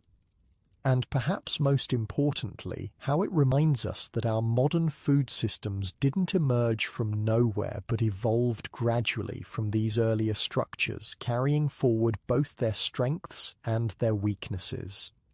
The concept of fast food, convenient, ready-to-eat meals prepared by specialists for immediate consumption, wasn't invented by Ray Kroc or the White Castle brothers. It has existed as long as cities themselves, adapting to different technologies, ingredients, and cultural contexts while maintaining its essential purpose.